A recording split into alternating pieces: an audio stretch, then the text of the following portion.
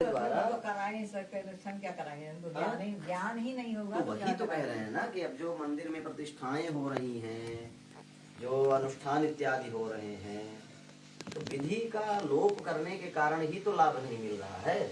जो उसकी विधि है, पहले जाके गुरुकुल में पढ़ें, फिर आचार्यों के संरक्षण में उसे सीखें, उसके बाद यजमान। तो वो तो व्यवस्था ही अब खत्म है, तो व्यवस्था ही अब खत्म है सब गुरुकुल वाली। अब कोई नहीं है, कहीं कहीं चल रही है, बहुत कम है, अभी बहुत है, लेकिन उतना नहीं जितना पहले। हाँ बहुत कम है, 10% भी नहीं है, 10% भी नहीं है। योग्य आचार्य कम है ना। बहुत से मंत्र ऐसे बोले जाते हैं जो मेरे को लगता है कि सही नहीं है, लेकिन अब आप केवल सुन सुन के सत्संग करके जब आपको इतना अनुभव होता है, तो सोचिए जिन्होंने इतनी मेहनत करके और पढ़ा लिखा है, फिर वो जब सुनते होंगे पंडितों को, तो उनको कितना कष्ट होता होगा। और इसीलिए कभी कभी ज्यादा बोल देते हैं हम लोग, तो फिर लोग कहते हैं कि आप तो ऐसा ज्यादा बोलते हैं, ब्राह्मणों की निंदा करते हैं। ये ब्राह्मणों की निंदा नहीं, ब्राह्मणों के लिए सही है कि अगर तुमको पंडिताई करना ही है तो पढ़ते क्यों नहीं हो, और नहीं पढ़ना है तो फिर अपना नौकरी की करो, खेती करो, या जो अन्य कार्य करना है वो करो। आपको अगर किसी की चिकित्सा करनी है तो मेडिकल की पढ़ाई करना पड़ेगा ना। और नहीं पढ़ते हैं, मनमाना बुखार के जगह आप ब्लड प्रेशर की गोली किसी को खिलाओगे तो मर जाएगा कि बचेगा। तो छठवें स्कंद में जो यहाँ वृत्रासुर की कथा है, इंद्र को मारने वाला पुत्र पैदा हो, तो संकल्प से ही इंद्र से मरने वाला पुत्र इसीलिए पैदा हुआ। वेद के मंत्र में अशुद्धि हो गई, केवल एक मात्रा की अशुद्धि हुई। उदात्त अनुदात्त स्वरित भेद जो होते हैं उसी का वो व्यतिक्रम हो गया। आदि उदात्त की जगह अंत्य उदात्त कर दिया। अब उदात्त अनुदात्त स्वरित पता ही नहीं पंडितों को, तो क्या करेंगे, कैसे वेद का मंत्र सही पढ़ेंगे। इसलिए कहते हैं निकला है, एक तिलक लगाते समय मंत्र पढ़ते हैं, कस्तूरी तिलकम लाट पड़ती है, तो ये तो कृष्ण जी की स्तुति है, ये कृष्ण का ध्यान है। हाँ ध्यान है। तो फिर इसको तिलक लगाते समय क्यों पढ़ते हैं? नहीं, तिलक लगाते समय इसलिए पढ़ते हैं कि जो आप हम लोग जब भी कभी कोई पूजा या आरती या कोई प्रणाम करता है या पैर धुलता है, तो भगवान का स्मरण इसलिए कर लिया जाता है कि हमें ये मान न हो कि हमारे शरीर का पूजन हो रहा है। ये सब कुछ भगवान की कृपा से उनकी भक्ति है। नहीं तो शरीर तो जैसा हमारा वैसा आपका, और बड़े बड़े जगत गुरुओं का भी वही शरीर है, पांच भौतिक। तो अंतर क्या हुआ, उनके भीतर जो भगवत भक्ति है या ज्ञान है, हम उसका पूजन कर रहे हैं, न कि किसी के शरीर का। तो उस समय भगवान के स्मरण करने का मतलब ये है कि हमको ये मान न हो जाए कि हमारी अपनी योग्यता का पूजन हो रहा है। भगवत कृपा से भगवान ने ऐसा अवसर दिया, इसलिए उन्हीं का स्मरण कर लेते हैं। एक तो ये है, और दूसरा ये है कि चंदन लगाने का जो मंत्र होता है वो वस्तुतः तो वही मंत्र बोलना चाहिए, तो वही वो मंत्र नहीं जो बोलते, चंदन, का मतलब यही है। जो तो नियमानुसार तो ये कि जो चंदन लगा रहा वो मंत्र बोले। अब नहीं आता तो आचार्य उनकी तरफ से बोलता है, तो चंदनस्य महत्पुण्यम पवित्रम पापनाशनम आपदाम हरते लक्ष्मी इत्यादि जो मंत्र हैं, ये मंत्र बोलने चाहिए। लेकिन वो बोल देना भी शास्त्र के विपरीत नहीं है। विपरीत तो नहीं है, लेकिन क्या सही है, हमारा मतलब ये नहीं। हाँ, वैसे तो चंदन लगाते समय चंदन लगाने का मंत्र जो होता है, मंत्रों के द्वारा सामान्य व्यक्ति का पूजन करना ही नहीं चाहिए। वैदिक मंत्रों के द्वारा सामान्य व्यक्ति का, पांच भौतिक व्यक्ति का पूजन नहीं करना चाहिए।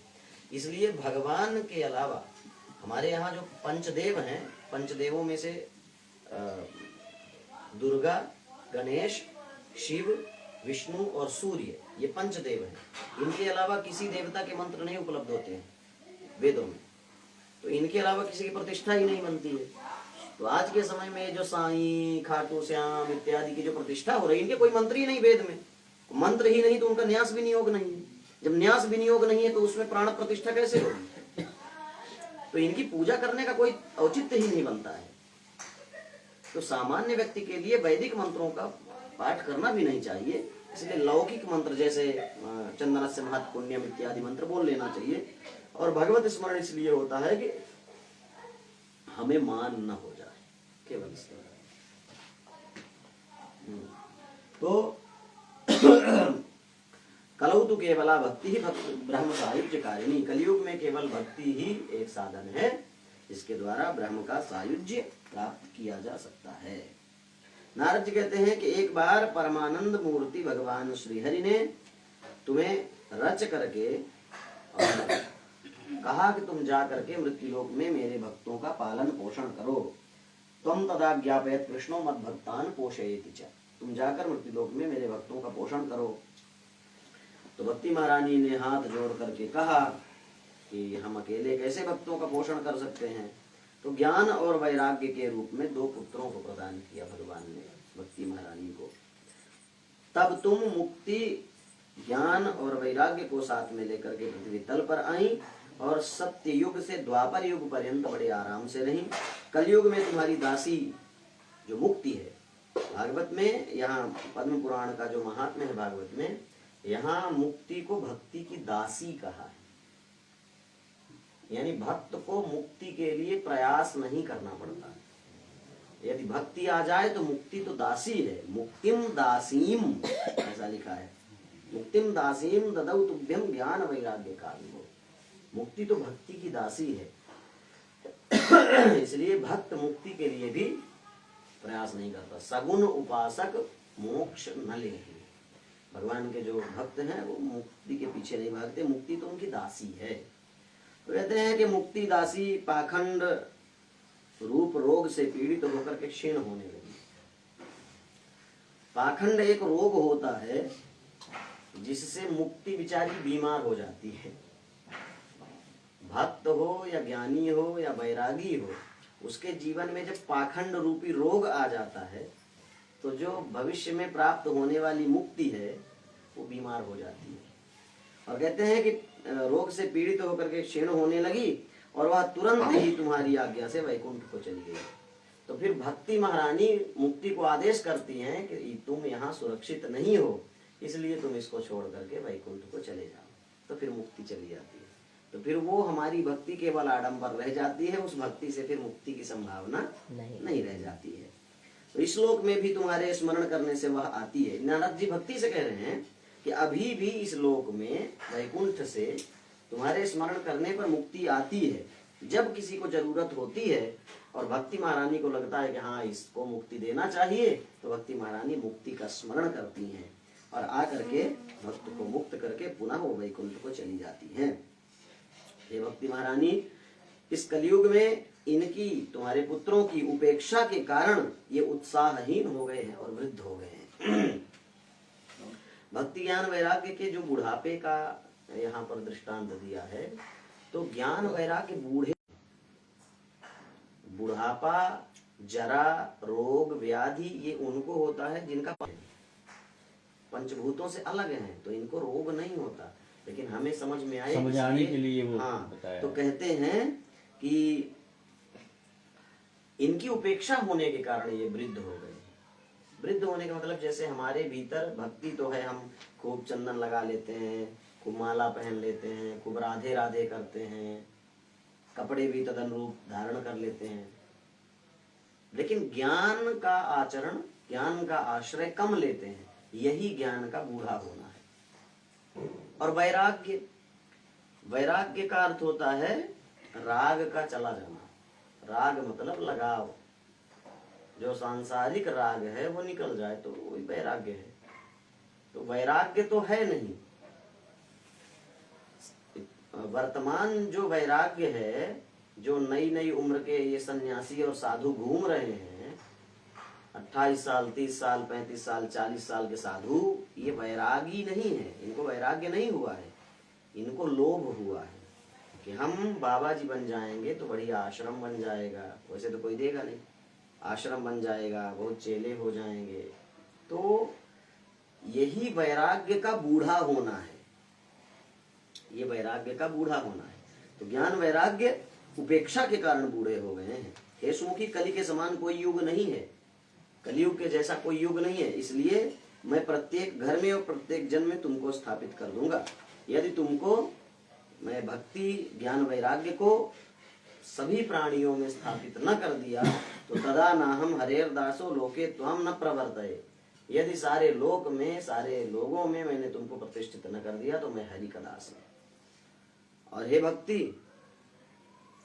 तुम्हारा द्रोह करने वाले लोग तो वो चाहे जितने बड़े ज्ञानी हो चाहे जितने बड़े वैरागी हो, तुमसे यदि कोई द्रोह करे तो वो सुखी नहीं रह सकता। दुर्वासा दुख मापन्ना पुरा भक्त विनिंदक। तुमने तो सुना ही होगा कि एक बार दुर्वासा ऋषि ने परम भक्त अम्बरीश को थोड़ा परेशान किया था, तो कैसे उन्हें तीनों लोकों में भागना पड़ा था सुदर्शन से डर करके, ये तो सब जानते हैं। तो भक्ति द्रोह करा ये सीदंति ते सीदंति जगत प्रयो, तीनों लोकों में फिरे लेकिन कोई उन्हें बचा नहीं सकता। तो इसलिए तुम चिंता मत करो। कहते इति नारद निर्णीतम स्वमहात्म्यम निशम्य सा सर्वांग पुष्टि संयुक्ता नारदम वाक्यम अब्रवीत। नारद जी के द्वारा अपना महात्म्य सुन करके भक्ति महारानी प्रसन्न हो गई और उन्होंने नारद जी से हाथ जोड़ करके कहा, हे नारद जी, आप धन्य हैं, मेरे प्रति आपका प्रेम निश्चल है, इसलिए मैं आपको कभी नहीं छोड़ करके जाऊंगी। चित्ते स्थास्यामि सर्वदा, मैं हमेशा आपके चित्त में निवास करूंगी। आपने कृपा पूर्वक मेरी सारी बाधा और मेरे सारे संशयों का शमन कर दिया है, मैं तो सुखी हो गई हूँ। अब मेरे पुत्रयोश चेतना नास्ति ततो बोधय बोधय, मेरे पुत्रों को चेतना नहीं है, वो अचेत होकर के पड़े हैं, इसलिए उनको आप जगाइए।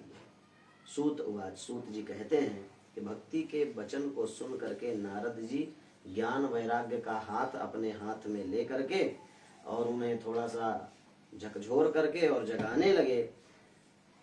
मुखम संयोज्य करणांते शब्द उच्चै समुच्चरण, ज्ञान वैराग्य के मुख में कान में मुख लगा करके नारद जी शब्दम उच्चै ही समुच्चरण, बड़े ऊंचे शब्दों में माने जोर जोर से उन्हें बुलाने लगे। ज्ञान प्रबुद्धताम शीघ्रम, रे वैराग्य प्रबुद्धताम, अरे ज्ञान उठो, अरे वैराग्य उठो।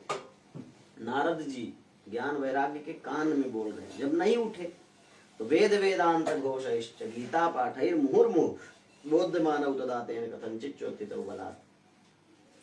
वेद वेदांत का पाठ किया, सारे मंत्र उनके कान में फूंक डाले नारद जी, पर वो उठे नहीं। गीता पाठैर मुहुर्मुहुः, फिर गीता सुनाया, तब भी नहीं उठे। अच्छा, ज्ञान का सर्वोच्च साधन क्या है? वेद। और वेद न समझ में आए तो गीता, क्योंकि वेदों का ही अर्थ गीता है। तो ज्ञान को जगाने के लिए वेद पढ़ा पर ज्ञान जगा नहीं। गीता पढ़ के भी किसी को वैराग्य ना हो तो फिर दूसरा साधन तो नहीं है। तो उनके कान में नारद जी मंत्र बोल रहे हैं।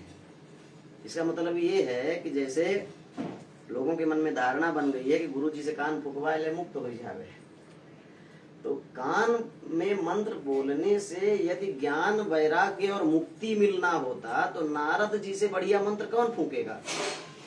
और नारद जी के द्वारा मंत्र फूकने पर भी ज्ञान वैराग्य नहीं उठ रहे हैं, तो आज के गुरु कान फूक के हमारे भीतर ज्ञान वैराग्य जगाएं, ऐसा तो नहीं लगता कि हो सकता है।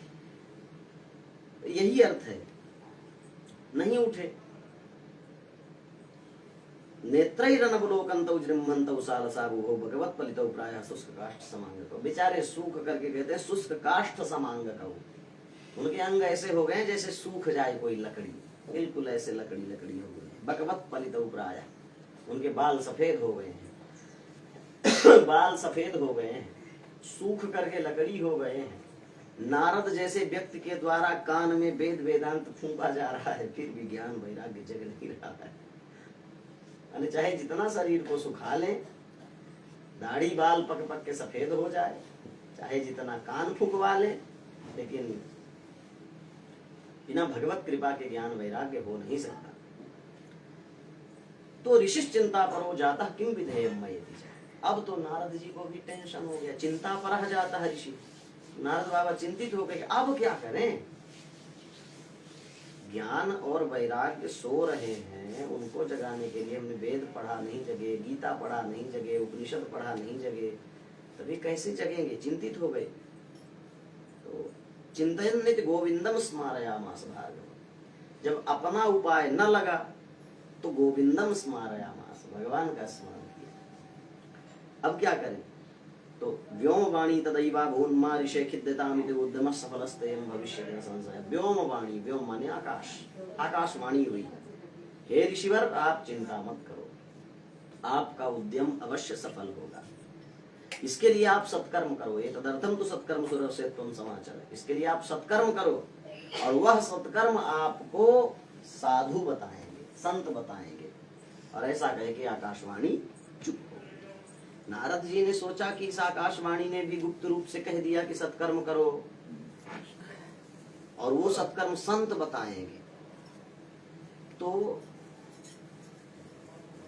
क्व भविष्यन्ति संतस्ते कथम दास्यन्ति साधनम, वो संत कहाँ मिलेंगे और वो कैसे बताएंगे कि सत्कर्म क्या है, मैं कहाँ ढूंढूं। अब क्या करें, तो जितने भी धरती के संत थे उन सब से नारद जी ने पूछना शुरू कर दिया कि सत्कर्म क्या है। तीर्थम तीर्थम विनिष्क्रम्य पृच्छन मार्गे मुनीश्वरान, मार्गे माने रास्ते में जितने मुनीश्वर बड़े बड़े ऋषि मुनि मिले उनसे नारद जी पूछे कि सत्कर्म किसे कहते हैं। अब सबने सोचा कि नारद जैसा ब्रह्मा का पुत्र होकर के भी नारद जैसा महापुरुष यदि नहीं जानता कि सत्कर्म क्या है तो हम मृत्युलोक के लोगों से कैसे पता लगेगा। तो कहते हैं कि तीनों लोकों में हाहाकार मच गया। हाहाकारो महान आसीत त्रैलोक्य विस्मयावह, वेद वेदांत घोषैश्च गीता पाठैर विबोधितम भक्ति ज्ञान विरागाणाम नोदतिष्ठत्रिकं यदा उपायो न परोस्तीति करणे करणे जपंजनाः। तीनों लोकों में हाहाकार मच गया कि वेद वेदांत और गीता के पाठ से भी भक्ति ज्ञान वैराग्य नहीं उठे तो उपायो न परस्तीति, अपरः उपायः न अस्ति इति, कोई दूसरा उपाय नहीं है ऐसा करणे करणे जपंजनाः। एक दूसरे के कान में नारद जी को आता देखा तो आपस में ऋषि मुनि बाबा जी लोग चर्चा करेंगे, देखो नारद जी आ रहे हैं। दूसरे ने पूछा काहे को आ रहे हैं, तो बोले सत्कर्म पूछने आ रहे। सत्कर्म पूछने, हाँ ये वेद वेदांत पढ़े भक्ति ज्ञान वैराग्य नहीं जगे तो ये पूछने के लिए आ रहे हैं। बोले नारद जी को नहीं पता है, तो भैया यदि वेद वेदांत और गीता के पाठ से ज्ञान वैराग्य नहीं हुआ तो उपायो ना परस्तु, अब कोई दूसरा उपाय नहीं। ऐसा करने करने जपंजना, एक कान से दूसरे कान में लोग कहने लगे। अब नारद जी सबसे पूछे, जब नहीं बना किसी से तो कहते ततश्चिंता तुरस्रोत बदरी वन मांगता, वो बदरी वन में आ गए।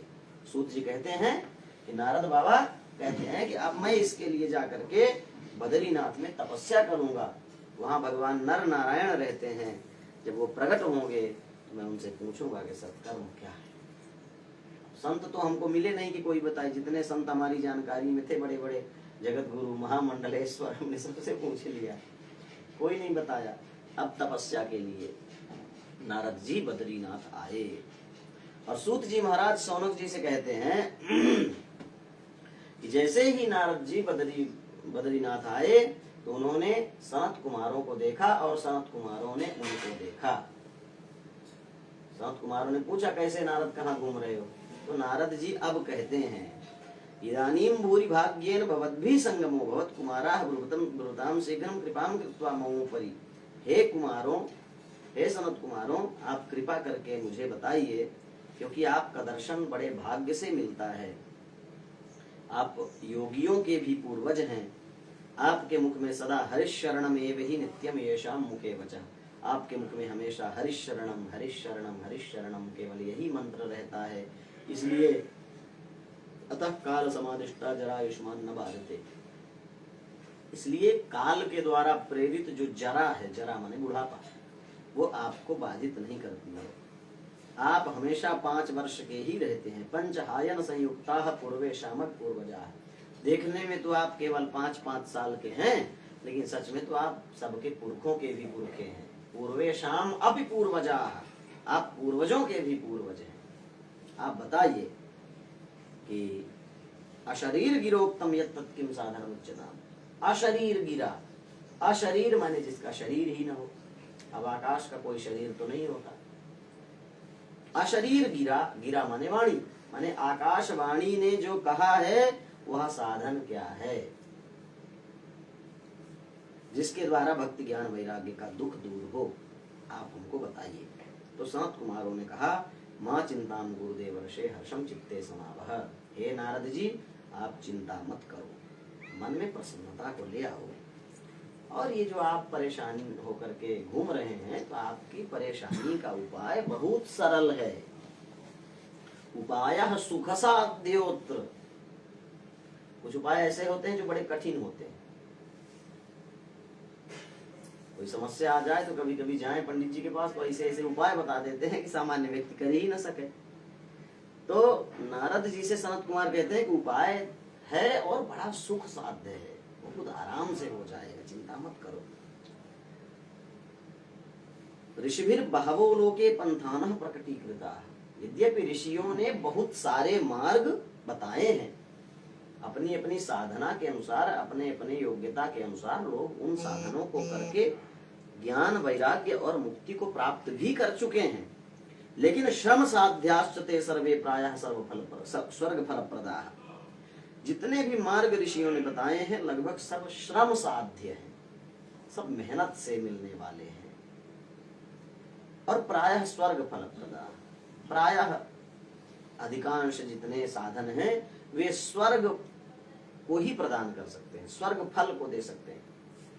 इसलिए कृष्ण कहते हैं गीता में, त्रैगुण्य विषयाः वेदाः निस्त्रैगुण्यो भव अर्जुन। वेदों में वर्णित कर्मों को करके आप स्वर्ग की प्राप्ति कर सकते हैं। स्वर्ग के बाद जैसे ही आपका पुण्य समापन हुआ तो फिर आ जाएंगे मृत्यु लोक में। लेकिन वैकुंठ साधका पंथा सत गोप्यो ही वर्तते। वैकुंठ को प्राप्त कराने वाला जो मार्ग है वो थोड़ी गुप्त है सरल लेकिन गुप्त है। तस्योपदेष्टा पुरुषः प्रायो भाग्येन लभ्यते, और उस वैकुंठ साधक पंथ का उपदेश करने वाला पुरुष प्रायः दुर्लभ है। आकाशवाणी ने जो सत्कर्म करने के लिए कहा है आपसे, तो सत्कर्म सूचको नूनम ज्ञान यज्ञ स्मृतो बुधैः श्रीमद्भागवतालापः सतु गीता सुखादिभिः। सत्कर्म आकाशवाणी के द्वारा जो निर्दिष्ट हुआ है, सत्कर्म का अर्थ है श्रीमद्भागवत की कथा। श्रीमद्भागवतालापः सतु गीता शुकादिभिः, शुकदेव इत्यादि विरक्त शिरोमणि महर्षियों के द्वारा उस भागवत कथा का गान हुआ है। और उस श्रीमद् भागवत की कथा का यदि आप आयोजन करो तो भक्ति ज्ञान वैराग्य का कष्ट अवश्य दूर हो जाएगा। नारद जी ने सुना कि भागवत की कथा से, तो उन्होंने पूछ दिया कि वेद वेदांत घोषैश्च गीता पाठै प्रबोधितम भक्ति ज्ञान विरागाणाम नोदतिष्ठत्रिकं यदा श्रीमद् भागवतालापा तत्कथम बोधमेष्यति। महाराज, हमने सुना है कि भागवत वेद वेदांत का निचोड़ है, वेद वेदांत का सार है, वेद वेदांत के सार से ही भागवत की रचना हुई। सनत कुमार ने कहा आपने बिल्कुल ठीक सुना है। तो बोले कि जिन वेद वेदांतों से भागवत की रचना हुई है वे वेद वेदांत में पहले ही कई बार सुना चुका हूँ भक्ति ज्ञान वैराग्य। तो यदि वेद वेदांत के सुनने से भक्ति ज्ञान वैराग्य नहीं जगे तो उन्हीं वेद वेदांतों के अर्थ से परिपूर्ण श्रीमद् भागवत की कथा सुनकर कैसे जग जाएंगे। क्योंकि तत्कथासु तु वेदार्थः श्लोके श्लोके पदे पदे। तत्कथासु मतलब भागवत कथासु, भागवत की कथाओं में वेदार्थः वेदों का अर्थ ही तो है, श्लोके श्लोके माने प्रत्येक श्लोक में, और पदे पदे, एक श्लोक में कई चरण होते हैं, जैसे अनुष्टुप छंद के एक श्लोक में 4 चरण होते हैं, तो एक एक श्लोक में ही नहीं अपितु श्लोक के प्रत्येक पद में वेदों का ही अर्थ भरा हुआ है। तो उन वेदों के अर्थ से भरे हुए भागवत से ज्ञान वैराग्य का कष्ट कैसे दूर हो जाएगा। तो कुमारा ऊचु, सनत कुमारों ने कहा, आपने ठीक कहा, वेदोपनिषदाम साराज्याता भागवत की कथा, वेद और उपनिषदों के सार से ही भागवत की कथा का प्रणयन हुआ है। अत्युत्तमा ततो भाति पृथक भूता फलाकृति, ये वेद वेदांतों का फल ही है भागवत। वेद उपनिषद रूपी एक वृक्ष है, निगम कल्प तरोर गलितम फलम शुकमुखाद मृत द्रव संयुतम पिबत भागवतम रसमालयम मुहुरहो रसिका भुवा। वेद रूपी वृक्ष है और उस वेद रूपी वृक्ष में भागवत रूपी फल लगा हुआ है। तो नारद जी ये बताओ कि आमूलाग्रम रसस्तिष्ठन् नास्ते न स्वाद्यते यथा सबोयः संपृथक भूता फले विश्व मनोहर। आमूलाग्रम रसस्तिष्ठन् आस्ते, आमूलाग्रम मूल माने जड़, जड़ से लेकर ऊपर शाखा पल्लव पर्यंत पेड़ में रस व्याप्त है। जैसे आम का पेड़ है, ऋतु आने पर आम के पेड़ में फल लगते हैं, फिर वो फल पकता है, तो आम के फल में जो रस भरा हुआ है वह रस आम के पेड़ से ही आया है, और जो रस आम के फल में है वह रस आमूलाग्रम तिष्ठन आस्ते। वो जड़ से लेकर ऊपर शाखा पर्यंत वो रस व्याप्त है, लेकिन न स्वाद्यते यथा, आप उसका स्वाद नहीं ले सकते। अब आम का फल न लगा हो, आम के फल का मौसम चला गया हो, आपको लगे कि आम नहीं मिल रहा, तो चलो पेड़ ही चबा लेते हैं, उसी पेड़ से ही तो रस आता है, फल में अलग से तो आया नहीं। तो आप पेड़ चबाओ, चाहे डाली चबाओ, चाहे पत्ते चबाओ, आम का स्वाद आपको नहीं मिलेगा, फल का स्वाद नहीं मिलेगा, न स्वाद देते। लेकिन सबूयः संपृथक भूतः फले विश्व मनोहरः, वही पेड़ में व्याप्त रस जब अलग होकर के फल के रूप में प्रकट होता है तो विश्व मनोहरः, कोई भी व्यक्ति निकल रहा हो, बढ़िया पीले पीले पके हुए सुंदर स्वादिष्ट सुगंध से संयुक्त आम का फल दिखे तो किसी के भी मुंह में पानी आ जाएगा, किसी के भी मन को आकर्षित कर लेगा। यथा दुग्धे स्थितम सर्पिर्न स्वादायोपकल्पते पृथक् भूतम हि तद्गव्यं देवानां रसवर्धनम्। जैसे आम के पूरे पेड़ में रस है, लेकिन वह डाल और पेड़ चबाने से स्वाद नहीं मिलेगा, जब फल आएगा तभी आम का स्वाद मिलेगा। उसी तरह से वेद रूपी वृक्ष में वो रस व्याप्त है, लेकिन वेद बांचने से वो रस नहीं मिलेगा। वही वेद का रस जब भागवत के रूप में प्रकट होकर के आता है, भागवत की कथा पे कितनी स्वादिष्ट लगती है, और उसमें फिर सब कोई बैठ करके उसको सुनते हैं। बहुत पढ़ा लिखा होगा तब भी, कम पढ़ा लिखा होगा तब भी, जो दृष्टांत और भगवान की कथाओं के माध्यम से वेद का अर्थ समझाया तो फिर सबको अच्छा लगता है। एक और उदाहरण दिया, बोले यथा दुग्धे स्थितम सर्पी, यथा माने जैसे, दुग्धे माने दूध में, सर्पी ही माने घी, स्थितम स्थित है। जैसे दूध में घी व्याप्त है, लेकिन घी का स्वाद लेना है तो दूध पीने से नहीं मिलेगा।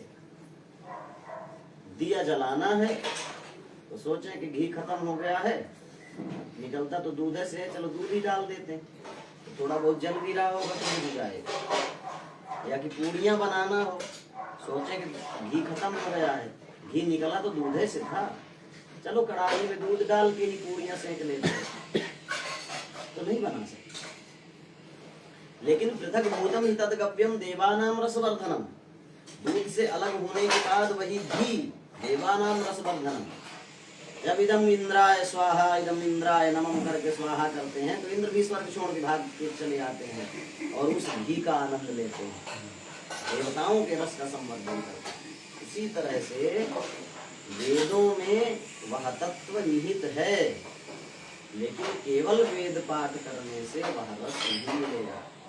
वेद रूपी वृक्ष में जब भागवत रूपी फल आता है तो फिर भागवत की कथा से वह रस प्राप्त होता है। इसलिए हे नारद, इदम भागवतम नाम पुराणम ब्रह्म संहितम भक्ति ज्ञान विरागाणाम स्थापनाय प्रकाशितम। कि भागवत नाम का जो पुराण है यह वेद सम्मत है। ब्रह्म संहितम का अर्थ यहाँ वेद सम्मतम है, ब्रह्म नाम है वेद का, तेने ब्रह्म हृदय आदि कवये, ब्रह्म माने वेद। तो यह भागवत पुराण जो है वह वेद सम्मित ग्रंथ है और भक्ति ज्ञान विरागाणाम स्थापनाय प्रकाशितम, कि भक्ति ज्ञान और वैराग्य के स्थापन के लिए ही प्रकट हुआ है। यानी इस भागवत की कथा को सुनने से आपको वेद वेदांत पढ़ने और सुनने का फल मिल जाता है।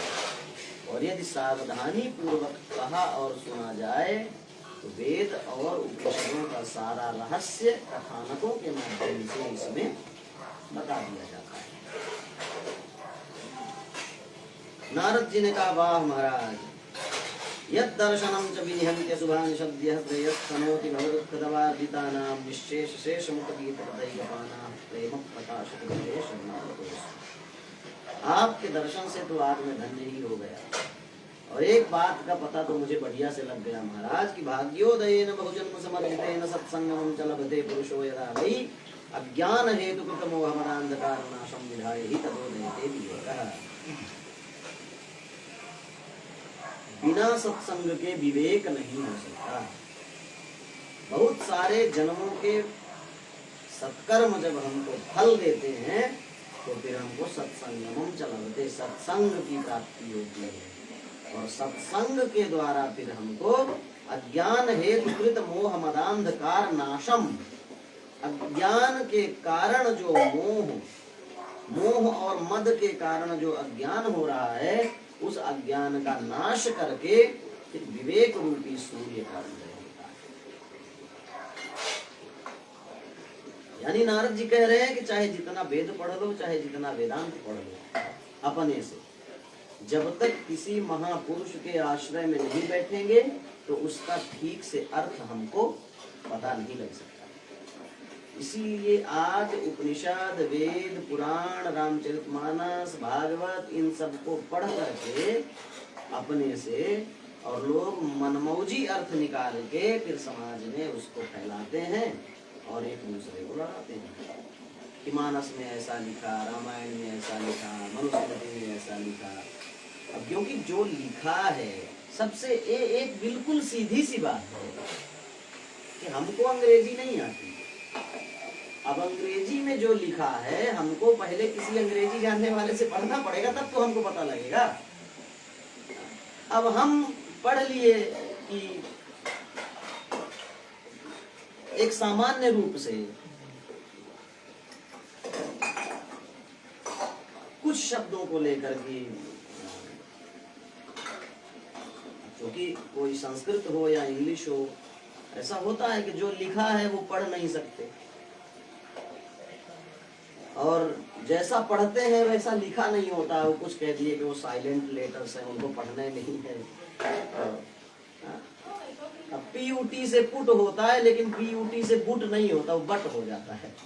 अब अगर अपने तरीके से हम अर्थ लगाएंगे तो फिर कहेंगे कि ये मूर्ख हैं सब अंग्रेजी वाले, ये बीयूटी को बट बोलते हैं और पीयूटी को पुट बोलते हैं, और समाज में फिर हम अंधकार फैलाएं तो ये तो अज्ञानता हो जाएगी ना। अब अंग्रेजी जानने वाला फिर कितना गरिया आएगा बताओ। कम से कम ABCD भी पढ़ लेता, 4-6 महीने भी पढ़ लेता तो इस तरह ना बोलता।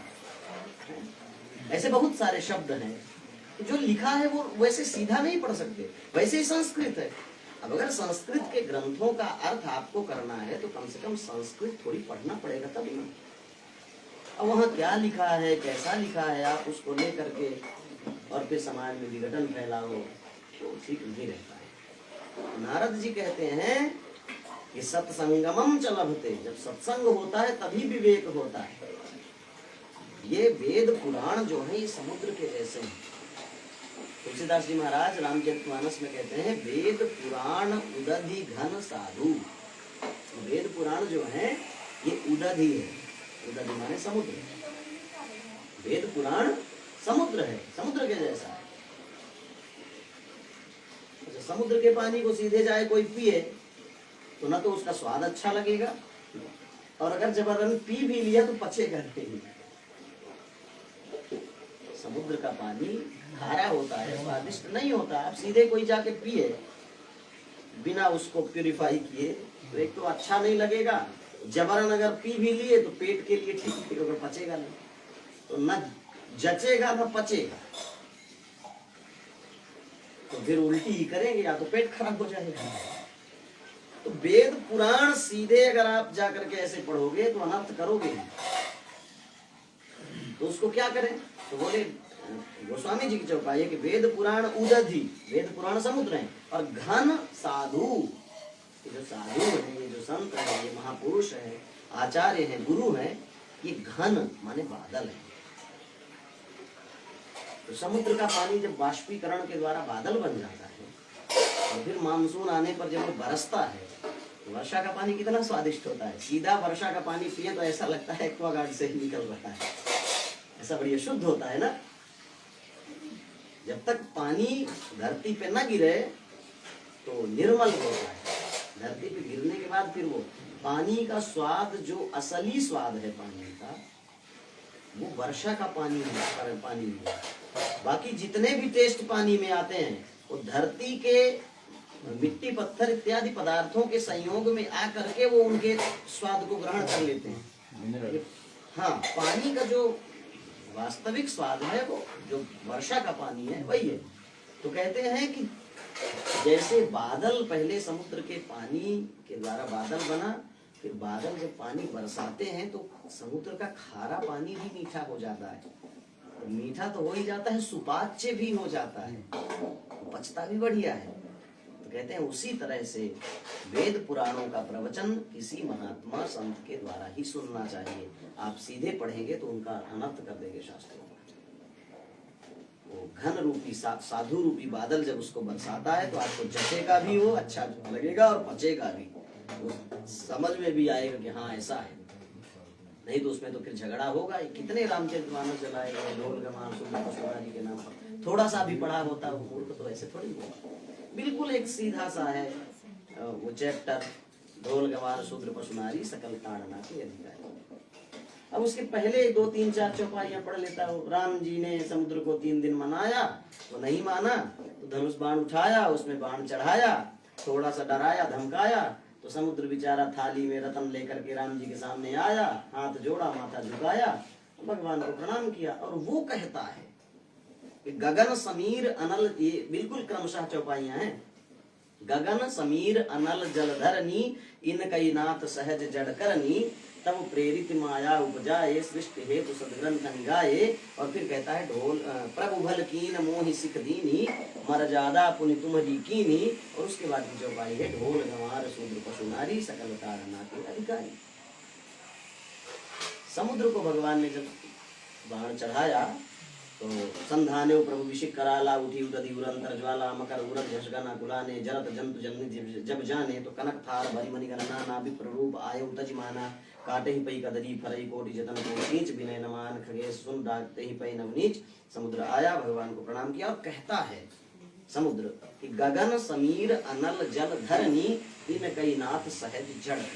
गगन पंचभूत जो है, पृथ्वी जल तेज वायु आकाश, ये स्वरूप और स्वभाव में जड़ है। इनके नाथ सहज जड़ करनी, इनकी जो सहज करनी है, इनकी जो सामान्य सृष्टि है वो जड़ है। आकाश, पृथ्वी, गगन माने आकाश, समीर माने हवा, गगन समीर, अनल माने अग्नि, जल माने पानी, और धरनी धरती, ये जड़ है स्वभाव से। तब प्रेरित माया उपजाए, सृष्टि हेतु सदग्रंथ निगाए। आपके द्वारा प्रेरित हो करके माया से इनकी उत्पत्ति हुई, सृष्टि के काम को बढ़ाने के लिए पंचमहाभूतों की उत्पत्ति हुई। लेकिन भगवान ने ठीक किया कि प्रभु भल कीन मोहि सिख दीन। भगवान आपने ठीक किया जो मुझे शिक्षित किया। सिख, अब ये तद्भव शब्द है, जो तत्सम शब्द है संस्कृत का वो है शिक्षा। शिक्षा का तद्भव शब्द है सीख, और सीख को ही ग्रामीण भाषा में तुलसीदास जी ने सिख कह दिया। प्रभु भल कीन मोहि सिख दी। भगवान आपने ठीक किया जो मुझे शिक्षा दी, क्योंकि मर्यादा पुनि तुम्हारी कीनी। जिसके लिए जो काम बताया गया, मर्यादा बनाई गई, वो आपने ही तो बनाया है। समुद्र का स्वभाव है जड़ रहना। आप कितना भी हाथ जोड़ो अग्नि के सामने, आप मुझे जलाना नहीं, हाथ डालोगे तो जलोगे ही। वो तो जड़ है ना, उसकी करनी, जो करनी मतलब जो उसका नेचर है, जैसा वो प्रकट हुआ है, जैसा वो उसकी जो कृति है, सृष्टि है। आपने मुझे शिक्षा दी। प्रभु बल कीन मोहि सिख दीनी, मर्यादा पुनि तुम्हारी कीनी, ढोल गंवार शूद्र, ये उसके बिल्कुल उसके बाद की चौपाई है। ढोल गंवार शूद्र पशु नारी सकल ताड़ना के अधिकारी। आपने ठीक किया, मुझे शिक्षा दिया, क्योंकि ढोल गंवार शूद्र पशु और नारी ये सब ताड़ना के अधिकारी। ताड़न, ताड़न का अर्थ होता है शिक्षा का, शिक्षित करना। ऐसे थोड़ा सा जब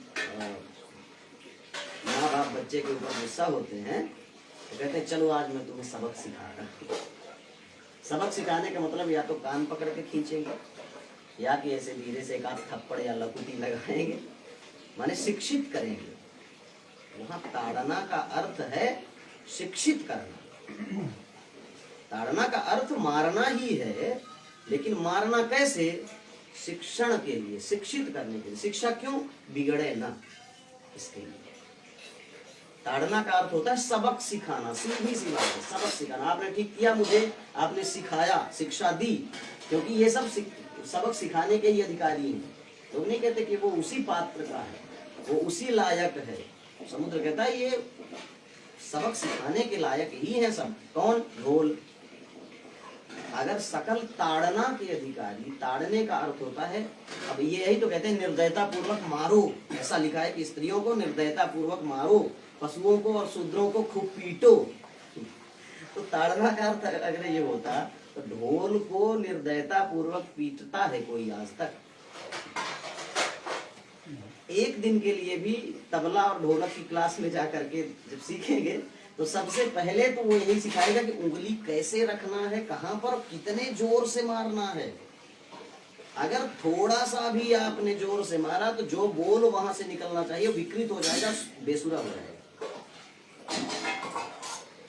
सामान्य रूप से तो लोग ठीक है बजाते रहते हैं, लेकिन जो उसकी शिक्षा है उसमें न तो आप धीरे मार सकते न आप जोर से मार सकते। वहां पर जो तबले का बोल है वो उसी वजन के साथ मारने पर वो सुर निकलेगा। तो ढोल को पीटना नहीं है। अच्छा, आज तक किसी से सुना हो ढोल को पीट रहा है? जब भी सुने कि ढोल बजा रहा है, तो निर्दयता पूर्वक पीटने से ढोल बजेगा नहीं, फट जाएगा। अब माइक में सुनने से जो इतना जोर से सुनाई देता, क्या जोर से हाथ पड़ा, हम लोग उतने जोर से मारते फट जाए ढोलक।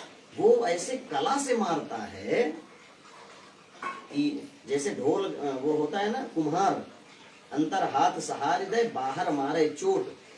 कुम्हार को घड़ा बनाते हुए देखे तो हम तो देखे थे बचपन में, हमारे पड़ोस में कुम्हार था, घड़ा बनाता था तो लकड़ी का एक छोटा सा बैट जैसे रखता था और अंदर हाथ लगा के बाहर से वो पीटता था। अंदर उसका हाथ लगा है, कितने जोर से पीटना है वो उसको पता है, हम पीट दे घड़ा फूट जाए। तो ढोल उसको कैसे?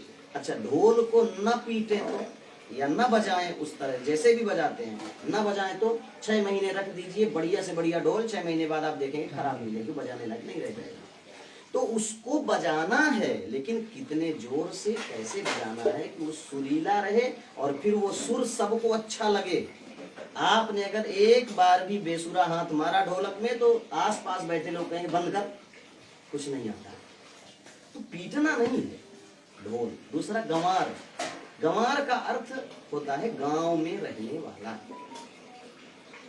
अच्छा, जो विलोम शब्द होते हैं, अपोजिट वर्ड्स होते हैं, उनमें गंवार का उल्टा क्या करेंगे? गंवार का उल्टा होता है शहरी। बिल्कुल एकदम परफेक्ट शब्द है। जैसे शहर में रहने वाले को क्या कहते हैं? शहरी। वैसे ही गांव में रहने वाले को क्या कहेंगे? गंवार।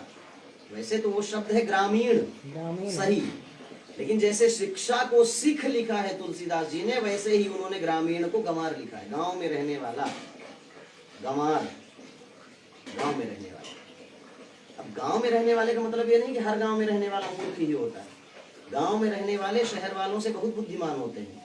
बहुत सारे ऐसे लोग होते हैं जो जिन्होंने कॉलेज यूनिवर्सिटी नहीं देखी, लेकिन उनसे बात करें या उनका टेक्निकल माइंड देखें तो अच्छे अच्छे पढ़े लिखे लोग उनके सामने फेल हो जाते हैं। ऐसे ऐसे काम गांव में रहने वाले लोग करते हैं।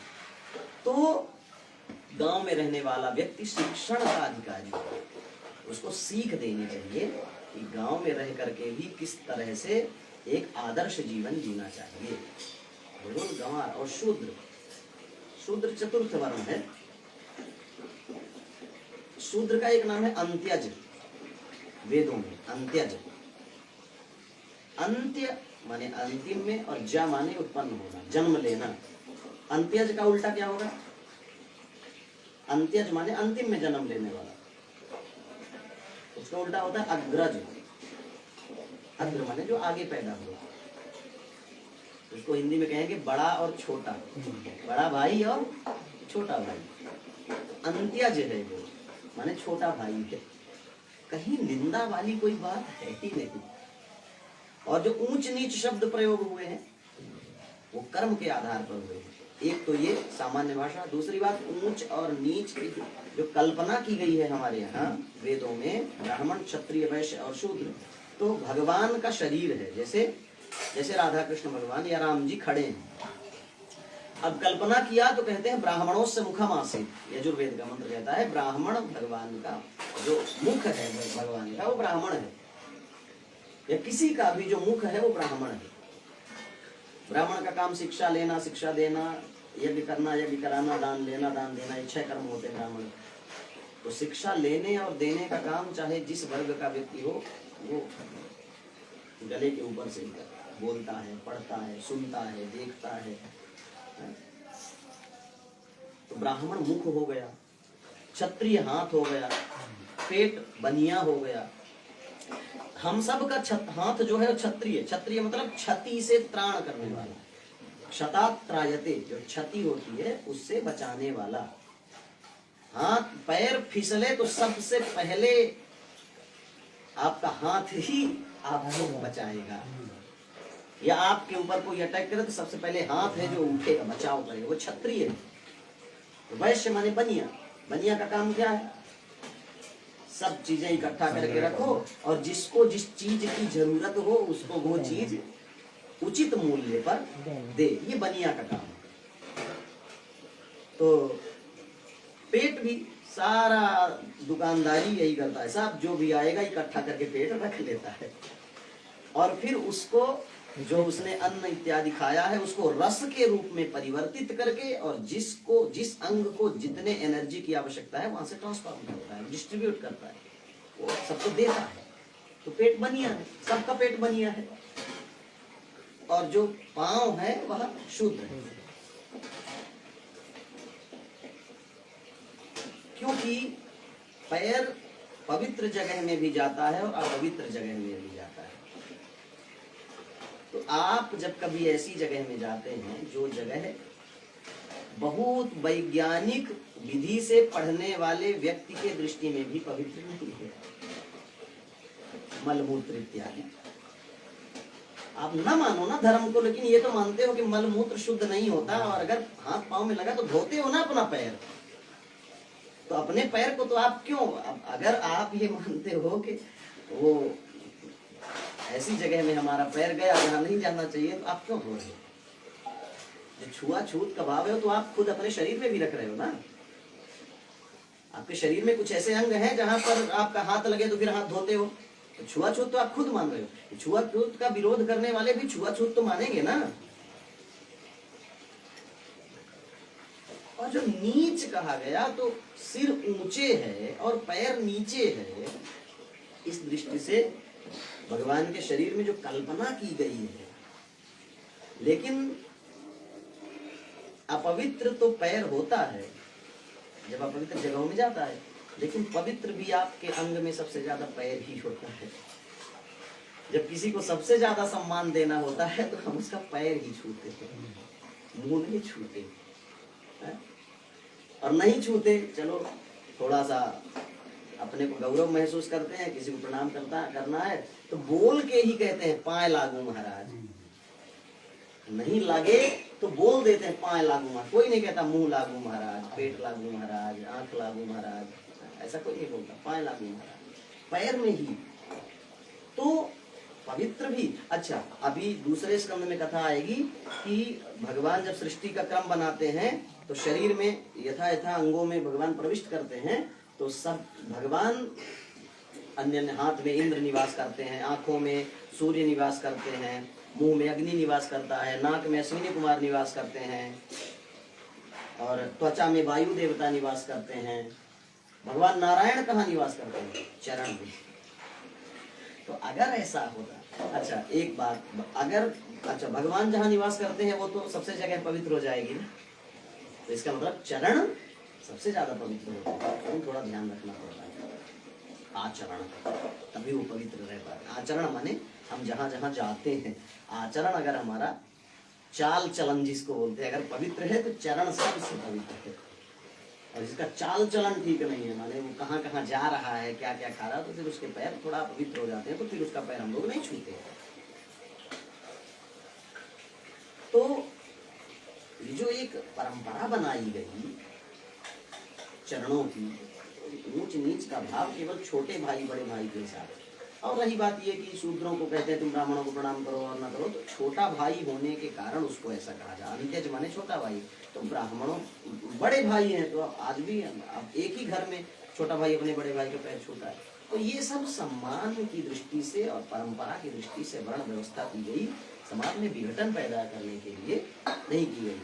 तो नारद जी कहते हैं कि वेदों में लिखी हुई बात, पुराणों में लिखी हुई बात बिना सत्संग के हम नहीं समझ सकते। भागवत तो हमने अपने पिताजी से कब का सुन रखा है। ये भागवत सबसे पहले भगवान विष्णु ने ब्रह्मा को दिया, ब्रह्मा ने फिर नारद को दिया, फिर नारद ने वेदव्यास को दिया, और वेदव्यास ने 4 श्लोक के 18,000 श्लोक बनाए। यानी भागवत की रचना जब वेदव्यास ने करी, वेदव्यास के पहले नारद जी भागवत पढ़ चुके थे, लेकिन समझे नहीं उस दृष्टि से। अच्छा, ये नारद जी अनजान नहीं थे, सब समझते थे। हम सबको समझाने के लिए नारद जी, ये जो लीला हो रही है ना, एक जो वेदों का अर्थ प्रकट करने के लिए कथानक, तो नारद जी सब जानते हैं, वो ब्रह्मा के बेटे हैं, सामान्य नहीं है। लेकिन हम सबको समझ में आए, इसलिए उन्होंने ये समझाया कि देखो भैया, हम भागवत पढ़ रखे हैं अपने पिताजी से। कब के पढ़े हैं? सबसे पहले हम ही पढ़े हैं अपने पिताजी से, लेकिन मेरे समझ में नहीं आया। जब इन्होंने हमें समझाया कि भागवत क्या है, तब हमारे समझ में आया। नारद जी ने सनत कुमारों को प्रणाम किया। इसलिए वेद पुराणों को महात्माओं के मुख से श्रवण करना चाहिए। अगर आपको कुछ ऐसा लगता है कि ये उल्टा है, कि भगवान ने ऐसा, राम जी पर प्रश्न करते हैं, राम ने ऐसा क्यों किया, कृष्ण ने ऐसा क्यों किया, अरे उन्होंने क्यों किया समझना चाहिए। जैसे छोटा सा बालक है, 1 साल का हुआ, तो चलना सीखता है, खड़ा तो हो जाता है लेकिन चल नहीं पाता, पैर लड़खड़ाए और गिर गया, तो मम्मा क्या करती है, बच्चे के दोनों हाथ को पकड़ेगी, जब वो खड़ा, और फिर उसको खड़े करेगी, वो खड़ा हो जाएगा। अब क्या करेगी, माँ पीछे की तरफ चलती है 1-1 कदम, और वो बालक फिर सीधा चलता है। इसका मतलब ये नहीं कि माँ को चलना नहीं आ रहा है, बेटे को चलना आ जाए इसलिए माँ उल्टे चल रही है, उल्टे कदम चल रही है। तो कभी कभी हम जैसे बच्चों को समझाने के लिए भगवान जो उल्टे कदम चलते हैं, तो हम उन पे आरोप करने लगते हैं। अब वो बच्चा जब बड़ा हो, और कभी किसी ने वीडियो बना के रख लिया, जब 1 साल का रहा, मम्मा चला रही थी और पापा ने वीडियो बना लिया। जब बेटा 20 साल का हो गया तो दिखाया, देखो कैसे चलते थे। अब वो कहने लगे, आपको चलना नहीं आता था मम्मा, मैं तो 1 साल का था, मैं देखो सीधा चल रहा हूँ, आप उल्टे चल रहे थे, आपको चलना नहीं आता था। तो कहेगी नहीं नहीं, तुमको चलना आए, इस सीधा चलना आए, इसलिए मैं उल्टे चल रही थी। तो भगवान की लीलाओं में ऐसे गुण तत्व होते हैं जिन्हें महापुरुष फिर हमें समझाते हैं। बोलिए वृंदावन बिहारी भगवान की जय।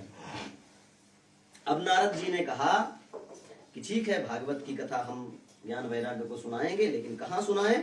तो ज्ञान यज्ञम करिष्यामि सुखशास्त्र कथोज्ज्वलम भक्ति ज्ञान विरागाणाम स्थापनार्थ प्रयत्नतः। मैं ज्ञान यज्ञ करूंगा, लेकिन कुत्र कार्यो मया यज्ञ स्थलम तद्वाच्यता महिमा सुखशास्त्रस्य वक्तव्यो वेद पारगैः। हे वेद वेदांत के जानकार महापुरुषों, आप ये बताओ कि वह भागवत की कथा मैं कहाँ करूं, और कियद्भिर दिवसे श्राव्या श्रीमद् भागवती कथा, कितने दिन में सुनना चाहिए, को विधि तत्र कर्तव्यो, क्या विधि है भागवत सुनने की। तो सनत कुमारों ने कहा, शृणु नारद वक्ष्यामो वे नम्राय विवेकने गंगा द्वार समीपे कथमानंद नामकम। हे नारद जी, गंगा जी के तट पर, गंगा द्वार समीपे, तो गंगा द्वार के समीप, गंगा द्वार माने हरिद्वार। पूज्य स्वामी अखंडानंद जी कहा करते थे कि यहाँ चाहते तो हरिद्वार लिख सकते थे, लेकिन हरिद्वार लिखने से भगवान विष्णु के भक्त तो प्रसन्न हो जाते, लेकिन शंकर जी के भक्त नाराज हो जाते कि भैया ये तो हरिद्वार है, हम क्यों जाएं, हम तो हर के भक्त हैं, ये हरिद्वार है। तो बोले नहीं नहीं, हरिद्वार इसलिए कि वहां बद्रीनाथ जाते हैं, बद्रीनाथ में भगवान नर नारायण रहते हैं, हरि रहते हैं, इसलिए उसका नाम है हरिद्वार। लेकिन जाते तो केदारनाथ भी वहीं से हैं, तो वो हरद्वार भी है। चाहे हरि के द्वार में जाएं, चाहे हर के द्वार में जाएं, जाएंगे हरिद्वार से भी। इसलिए हरिद्वार को बहुत लोग हरिद्वार बोलते हैं, बहुत लोग हरद्वार भी बोलते हैं। तो वेदव्यास जी ने यहाँ न तो हरिद्वार लिखा न हरद्वार लिखा, उन्होंने लिख दिया गंगा द्वार, माने जहां से गंगा सीधे निकलती है, शांत होकर के बहती है, उस जगह का नाम है गंगा द्वार। तो हरिद्वार के निकट में, गंगा जी के किनारे भागवत की कथा करो, ऐसा सनत कुमारों ने नारद जी से कहा। कहते हैं एवं उक्त्वा कुमारास्ते नारदेन समं ततः गंगा तटं समाजग्मुः कथापानाय सत्वराः यदा यातास्तटं ते तु तदा कोलाहलोऽप्यभूत् भूर्लोके देवलोके ब्रह्मलोके तथैव च श्रीभागवत पीयूषपानाय रसलम्पटाः धावन्तोऽप्याययुः सर्वे प्रथमं ये च वैष्णवाः भृगुर्वसिष्ठश्च वनश्च गौतमो मेधातिथिर्देवलदेवरातौ रामस्तथा गादिसुतश्च साकलो मृकण्डुपुत्रा त्रिजविक्कलादाः योगेश्वरौ व्यासपराशरौ च छायाशुको जाजलिजन्मुख्याः सर्वेप्यमी मुनिगणा सह पितृशिष्या स्वस्त्रीभिधायैरतिप्रणयेन युक्ताः। ऐसा कह करके सनत कुमार नारद जी के साथ में वहां ऊपर बद्रीनाथ से थोड़ी नीचे आ गए हरिद्वार में। अब सब लोग वहां पर जिनको जिनको पता लगा कि श्री भागवत पीयूष पानाय रस लंपटा, श्री भागवत रूपी अमृत पीने के लिए जो रसिक जन थे वो सब दौड़ दौड़ करके धावंतोप्याययुः सर्वे, दौड़ दौड़ करके वहां पहुंच गए। कौन कौन आया तो कहते हैं भृगु वशिष्ठ च्यवन गौतम, भृगु वशिष्ठ च्यवन गौतम मेधातिथि देवल देवरात परशुराम विश्वामित्र शाकल्य मुनि मृकंडुपुत्र माने मार्कंडेय, अत्रिज, अत्रिज माने अत्रि के जो पुत्र हैं भगवान दत्तात्रेय, और पिप्पलाद ऋषि, योगेश्वर व्यास पराशर ऊंचा भगवान व्यास और उनके पिताश्री पराशर महाराज, छायाशुक, जाजली, जहनु ऋषि और भी जितने सर्वेप्यमी मुनिगणा, सभी मुनिगण सह पुत्र शिष्याः, सभी ऋषि अपने पुत्र और शिष्यों के साथ आए। तो सभी ऋषियों के तो पुत्र नहीं थे, क्योंकि कुछ ऐसे थे जो आजीवन ब्रह्मचारी थे। तो बोले जो गृहस्थ थे वो अपने पुत्रों के साथ आए और जो विरक्त थे वो अपने शिष्यों के साथ आए। सब लोग आकर के भागवत की कथा सुनने के लिए बैठ गए। वेदांतानि च वेदाश्च मंत्रास्तंत्राः समूर्तयः, वेदांत आ गए शरीर धारण करके, वेद शरीर धारण करके भागवत की कथा सुनने आए हैं। मंत्राः तंत्राः समूर्तयः, मंत्र और तंत्र समूर्तयः, मूर्तिमंत होकर के शरीर धारण करके भागवत की कथा सुनने आए हैं। 10 सप्त पुराणानि षट् शास्त्राणि तथा ययो, 10 सप्त, 10 और सप्त माने 7, 17 पुराण भागवत के अलावा 17 पुराण और बसते हैं, मुख्य रूप से 18 पुराण है। तो 17 पुराण भागवत की कथा सुनने आए हैं। और षट् शास्त्राणि, 6 शास्त्र जो हैं, 6 शास्त्र न्याय योग वेदांत मीमांसा सांख्य और वैशेषिक, ये जो 6 शास्त्र हैं ये सब आए हैं। और कौन आया भागवत की कथा सुनने? माने भागवत की कथा जब होती है तो कौन कौन आता है? तो कहते गंगाद्याः सरितस्तत्र पुष्करादि सरांसि च, गंगा इत्यादि नदियां सुनने के लिए आ जाती। इस माघ के महीने में गंगा जी न जा पाए तो बहुत अफसोस नहीं करना है, क्योंकि जहाँ भागवत की कथा होती है गंगा मैया स्वयं आ जाती हैं, तो गंगा स्नान का फल तो ऐसे भी मिल जाता है। और पुष्करादि सरांसि च, पुष्कर इत्यादि जो सरोवर हैं वो सब आए। क्षेत्राणि च दिशः सर्वाः, सभी जो पवित्र क्षेत्र हैं वो सब आए। और दंडकादि वनानि च, दंडक इत्यादि जो पवित्र वन है वो आए। और कौन आया? तो कहते नगादयो युष्टस्य देव गंधर्व दानवा।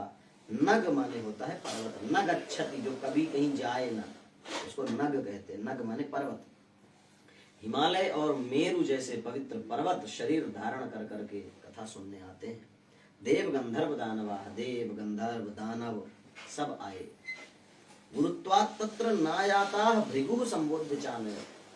कुछ लोगों को लगा भैया हमको तो निमंत्रण कार्ड आया नहीं, हम काहे को जाएं। गुरुत्वात् माने थोड़ा गौरव था उनका, हम काहे को जाएं, हमको तो बुलाया नहीं। तो भृगुः संबोध्य चानयत, भृगु जी गए और बोले कि देखो ये किसी के बेटे की शादी नहीं है, भागवत की कथा है, चलना चाहिए, भगवान की कथा है, चलो चलो सुनो। काहे का अहंकार, भगवान के सामने भी अहंकार रखते हैं क्या? तो भृगु जी बुला बुला करके सबको ले आए। इसलिए यहाँ जब वर्णन है कि कौन कौन से ऋषि आए तो सबसे पहला नाम भृगु का है। भृगुर वशिष्ठश्च वनश्च गौतमो मेधातिथिर्देवल देवरातौ रामस्तथा गाहद्रिसुतश्च साकलो मृकण्डुपुत्रा त्रिजविक्कलादा। सबसे पहले भृगु का नाम आया।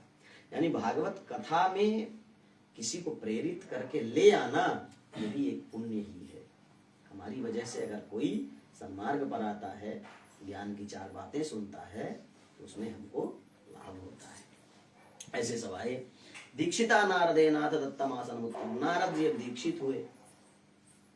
यज्ञ में दीक्षा लिया कि आज से मैं भागवत की कथा ज्ञान वैराग्य के मोक्ष के लिए सुनूंगा, ऐसा दीक्षा और वर्ण करके नारद जी बैठे।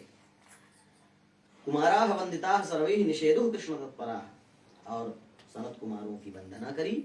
वैष्णवा विरक्ताष्टा न्यासिनो ब्रह्मचारिण, वैष्णव विरक्त न्यासिन, न्यासी माने सन्यासी, सन्यासी और ब्रह्मचारी, मुख भागे स्थितास्ते च तदग्रे नारद स्थिता, ये सब आगे बैठे। सबसे पहले वैष्णव विरक्त वैष्णव जो हैं, और फिर सन्यासी, फिर ब्रह्मचारी बैठे, और इन सब के आगे नारद जी बैठे। मुख भागे स्थिता तेज तदग्रे नारद स्थिता, सबसे पहले नारद जी बैठे, नारद जी के बाद जो वैष्णव विरक्त हैं वो बैठे, फिर सन्यासी जन बैठे, फिर ब्रह्मचारी इत्यादि बैठे। सबकी अलग अलग पंक्तियां हैं। एक भागे ऋषिगण तदन्यत्र दिवौकसा, एक तरफ ऋषिगण बैठे हैं और तदन्यत्र दिवौकसा, उनके दूसरे साइड में दिवौकसा, दिवी, दिवी माने स्वर्ग लोक, और ओकस माने होता है रहने वाले, दिवौकसा माने स्वर्ग में रहने वाले देवता। वेदोपनिषदोन्यत्र तीर्थोन्यत्र स्त्रियोन्यता, वेद उपनिषद तीर्थ स्त्रियां, ये सबकी अलग अलग लाइन। यानी भागवत कथा में कैसे बैठना चाहिए इसका विधान भी है कि कहाँ कौन बैठे, कहाँ वैष्णवों को बैठना है, कहाँ ब्रह्मचारियों को बैठना है, कहाँ पुरुषों को बैठना है, कहाँ स्त्रियों को बैठना है। स्त्रियोन्यता, स्त्रियों की अलग लाइन थी, स्त्रियों का अलग विभाग था। ऐसे सब बैठे, और जब सब बैठ गए तो जय शब्दो नमः शब्दः शंख शब्दस्तथैव च चूर्ण लाजा प्रसूनानां निक्षेपस्सु महान् भूतविमानानि समारोहयन्तो देवनायकाः कल्पत् वृक्ष प्रसूनैस्तान् सर्वांस्तत्र समाकिरन्। जय जयकार होने लगा। बोलिए वृंदावन बिहारी भगवान की जय हो, श्री भागवत भगवान की जय हो। जय शब्द हुआ, नमः शब्द हुआ, नमः पार्वती पतये हर हर महादेव, और शंख शब्दस्तथैव च, शंख बजने लगे, घंटा घड़ियाल बजने लगे, चूर्ण लाजा चंदन का चूर्ण बिखेरा जाने लगा। लाजा माने होता है लाई, जो अपने है ना प्रसाद में बांटते, लाजा, और प्रसून माने फूल, सुगंधित चूर्ण, या तो चूर्ण का अर्थ आप जो अबीर गुलाल इत्यादि होता है, अबीर गुलाल, और ये सब निक्षेपस्सु महान भूत, प्रसन्नता के मारे सब। अब सनत कुमारों जैसा कथावाचक हो, नारद जैसा जजमान हो, और ऐसे महापुरुष जितने आए, वेद वेदांत उपनिषद देवता यक्ष नाग गंधर्व सब श्रोता हो, उस सभा के आनंद का क्या वर्णन करें। बड़ा आनंद हुआ। विमानानि समारुह्यन्तो देवनायकाः कल्पवृक्ष प्रसूनैस्तान् सर्वांस् तत्र समाकिरन्। कुछ देवता तो गए स्वर्ग से, क्योंकि जो आते हैं भागवत की कथा में खाली हाथ आना ही नहीं चाहिए, कुछ ना कुछ तो लेके आना चाहिए। तुलसी दल ले आओ, या तो फूल लेके आओ, कुछ भगवान के लिए भोग लगाने के लिए प्रसाद नारियल इत्यादि लेके आओ, खाली हाथ नहीं जाना चाहिए। जब देवता चलने लगे तो देवताओं के बगिया का नाम है नंदन वन, देवताओं का उपवन है नंदन वन।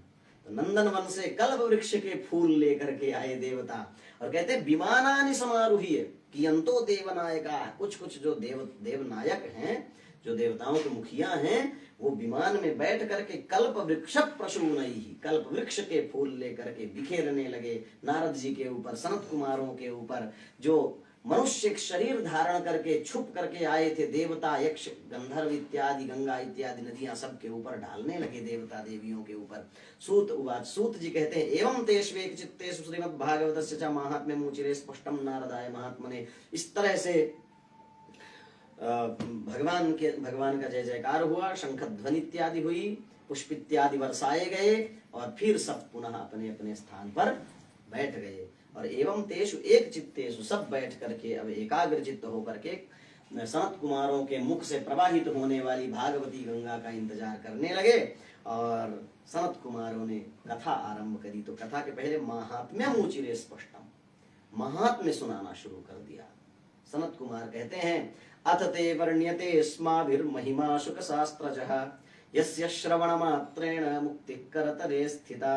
हे नारद जी, अब हम आपको शुक शास्त्रजः, शुक शास्त्र की यानी भागवत की महिमा श्रवण कराते हैं, जिसके सुनने मात्र से मुक्ति ऐसे हाथ में, मुक्ति मुट्ठी में आ जाती है भागवत की कथा सुनने से। सदा सेव्या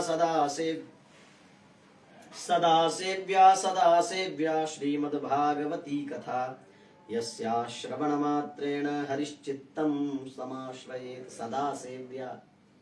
हमेशा भागवत की कथा का सेवन करना चाहिए। श्रीमद् भागवती कथा सदा सेव्या।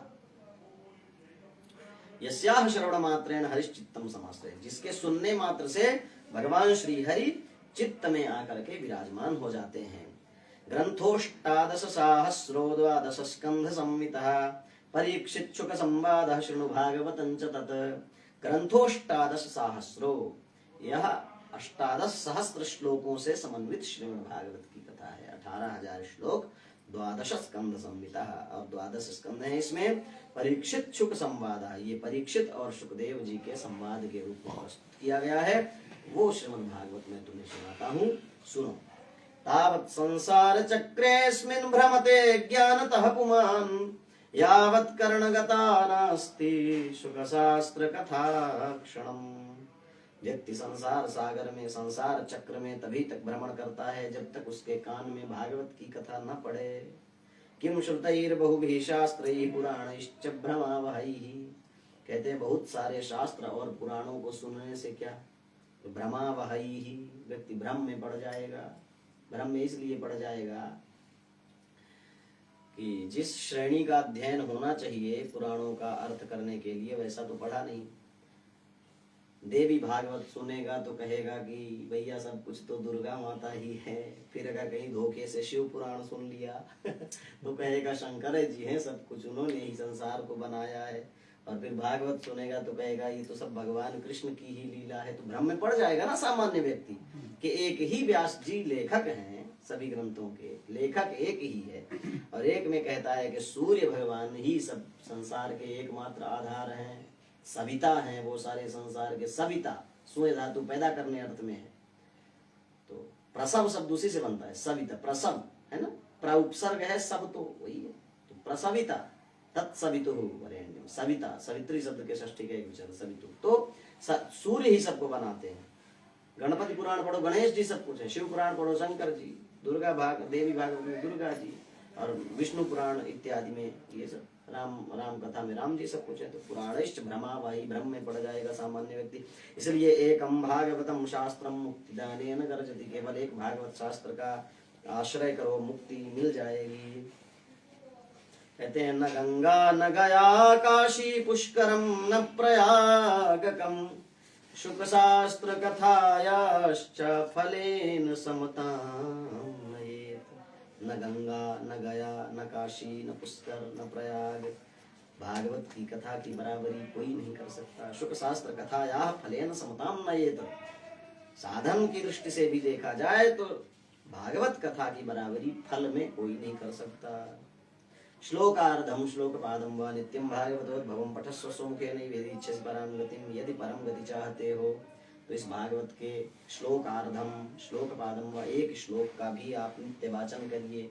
एक श्लोक न हो पाए तो श्लोकार्धम एक श्लोक पढ़िए। एक श्लोक का आधा भी न हो पाए तो श्लोकपादम व एक श्लोक का चौथा भाग पढ़िए, जरूर आपको मुक्ति मिल जाएगी। एक श्लोक मतलब आप कोई भी श्लोक ले लीजिए, जैसे कृष्णाय वासुदेवाय हरये परमात्मने प्रणतक्लेशनाशाय गोविंदाय नमो नमः, एक श्लोक है, इसको रोज पढ़िए। ये पूरा भी न आए तो प्रणतक्लेशनाशाय गोविंदाय नमो नमः।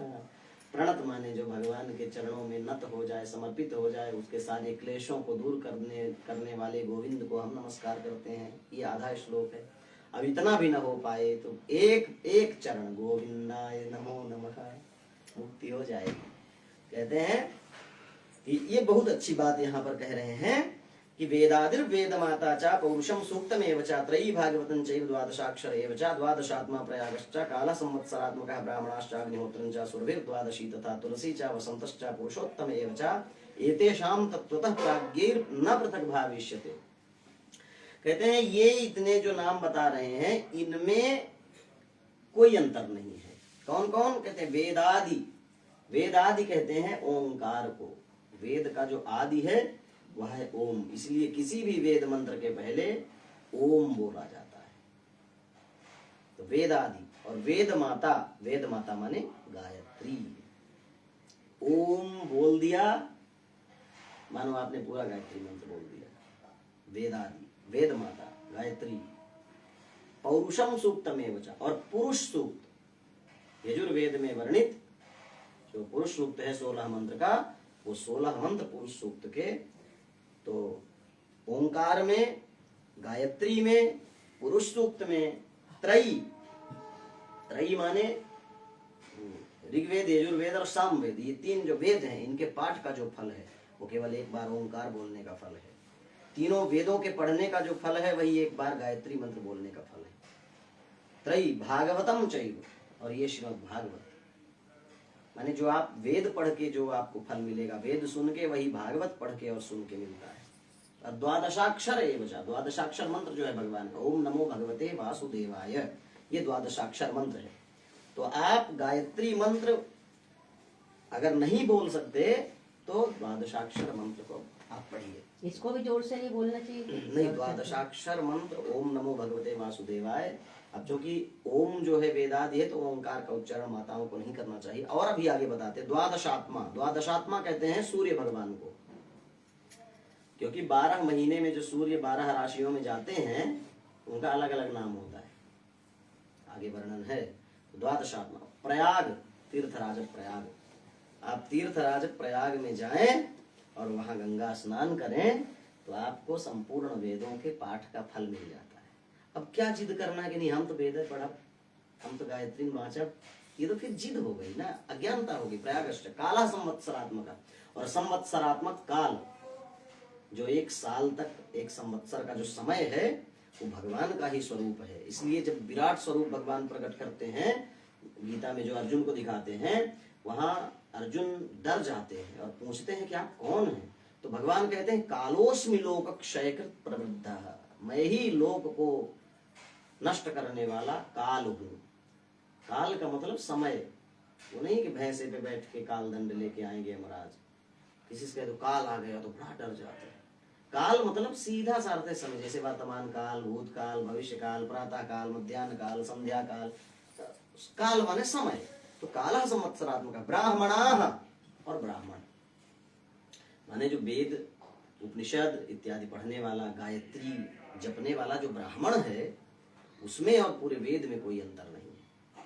और अग्निहोत्र, अग्निहोत्र माने जो दैनिक यज्ञ करते हैं। सुरभि, सुरभि माने गाय। और द्वादशी तिथि, द्वादशी का अर्थ यहाँ पर एकादशी है। द्वादशी तिथि मतलब एकादशी, क्योंकि एकादशी का जो व्रत होता है वो द्वादशी को ध्यान में रखते हुए होता है। 9वें स्कंध में जो अम्बरीश की कथा है, जहां वो एकादशी का व्रत करते हैं, वहां पर अम्बरीश के लिए यही लिखा है, दधारत द्वादशी व्रतम, उन्होंने द्वादशी व्रत धारण किया। तो द्वादशी तो नहीं करते थे ना, एकादशी करते थे। क्यों? बोले एकादशी 10वीं विद्या न हो और द्वादशी समाप्त होने से पहले पारण कर लेना चाहिए। समस्या जो अम्बरीश के सामने यही थी ना कि पारण करने के लिए तैयार थे, उसी समय दुर्वासा जी आ गए। अब अतिथि को भोजन कराए बिना यदि भोजन कर लेते हैं तो अपराध होता है, और नहीं करते हैं तो एकादशी का जो व्रत किया वो खंडित हो जाएगा, क्योंकि द्वादशी कुछ ही घटी की बची थी, द्वादशी बीत रही है, माने एकादशी का व्रत उनका निष्फल हो जाएगा। तो उन्होंने अपने गुरु जी से पूछा, वशिष्ठ जी से, तो उन्होंने कहा कि देखो भगवान का चरणामृत ग्रहण कर लेना, पारण है भी, भोजन के बराबर भी है और नहीं भी है। भगवान का चरणामृत ले लेना, ये भोजन के बराबर भी है, पारण आपका हो गया। अगर कोई ऐसी समस्या हो जाए कि आप भोजन नहीं ले सकते तो भगवान का चरणामृत, कभी कभी ऐसा होता है कि माताएं व्रत करती हैं गुरुवार का, शुक्रवार का, या पुरुष भी करते हैं मंगलवार का, एकादशी बीती, द्वादशी में पारण करना है और दूसरे दिन जिस दिन पारण करना है तो मंगलवार है, पंडित जी का व्रत है। अब पंडित जी बेचारे क्या करें? अगर कुछ नहीं खाते तो एकादशी का व्रत खंडित होता, अपराध लगेगा, और अगर खा लेते हैं तो मंगलवार का व्रत गड़बड़ हो जाएगा। तो शालिग्राम भगवान को, लड्डू गोपाल जी को स्नान कराएं, उनका चरणामृत पान कर लें तो पारण हो भी गया और भोजन भी नहीं हुआ। तो ये भागवत में वर्णित है, इसलिए एकादशी को द्वादशी व्रत कहा है वहां पर। द्वादशी युक्त होना चाहिए। हाँ, द्वादशी, द्वादशी युक्त नहीं, द्वादशी में पारण हो द्वादशी को ध्यान में रखते हुए एकादशी का जो व्रत किया जाता है उसको द्वादशी ही मानते हैं। तो कहते हैं सुरभिर द्वादशी तथा, और एकादशी का जो व्रत है वो एकादशी का व्रत भी भागवत ही सुनने के बराबर है। तुलसी मैया का सेवन, तुलसी जी को जल देना, तुलसी माँ का पूजन करना, उनको भगवत भाव से पूजन करना, और वसंत ऋतु और पुरुषोत्तम मास जो होता है, पुरुषोत्तम मास, एतेषाम तत्वतः प्राज्ञैः न पृथक भाविष्यते। एतेषाम माने इनमें तत्वतः, एक होता है व्यवहार और एक होता है तत्व, एक होता है व्यावहारिक जगत और एक होता है तात्विक जगत। तो तत्वतः इनमें पृथक भाव नहीं है, इनमें कोई भेद नहीं है। तत्व से, व्यवहार से तो है, व्यवहार भेद है, लेकिन तात्विक भेद नहीं। व्यवहार भेद ऐसे है, जैसे गीता में एक श्लोक है कि विद्या विनय संपन्ने ब्राह्मणे गविहस्तिनि, विद्या विनय संपन्ने ब्राह्मणे गविहस्तिनि शूनि चैव स्वपाके च पंडिताः समदर्शिनः। विद्या विनय संपन्न जो ब्राह्मण है, विद्या विनय संपन्ने ब्राह्मणे, गवि माने गाय में, हस्तिनी माने हाथी में, शूनि माने कुत्ते में, और स्वपाक माने चांडाल में, इनमें कोई भेद तत्व से नहीं है। सम पंडित समदर्शी होते हैं, ये समान रूप से देखते हैं इनको पंडित जी लोग। माने चांडाल में और ब्राह्मण में कोई भेद नहीं है। उसी तरह कहते गाय में गवि और शूनि, गाय में और कुत्ते में कोई भेद नहीं है, समदर्शी है। तो वहां समदर्शी का अर्थ ये नहीं कि गाय का दूध पिए तो कुतिया का भी पिए, गाय की पूजा करें तो कुत्ते की भी पूजा करें।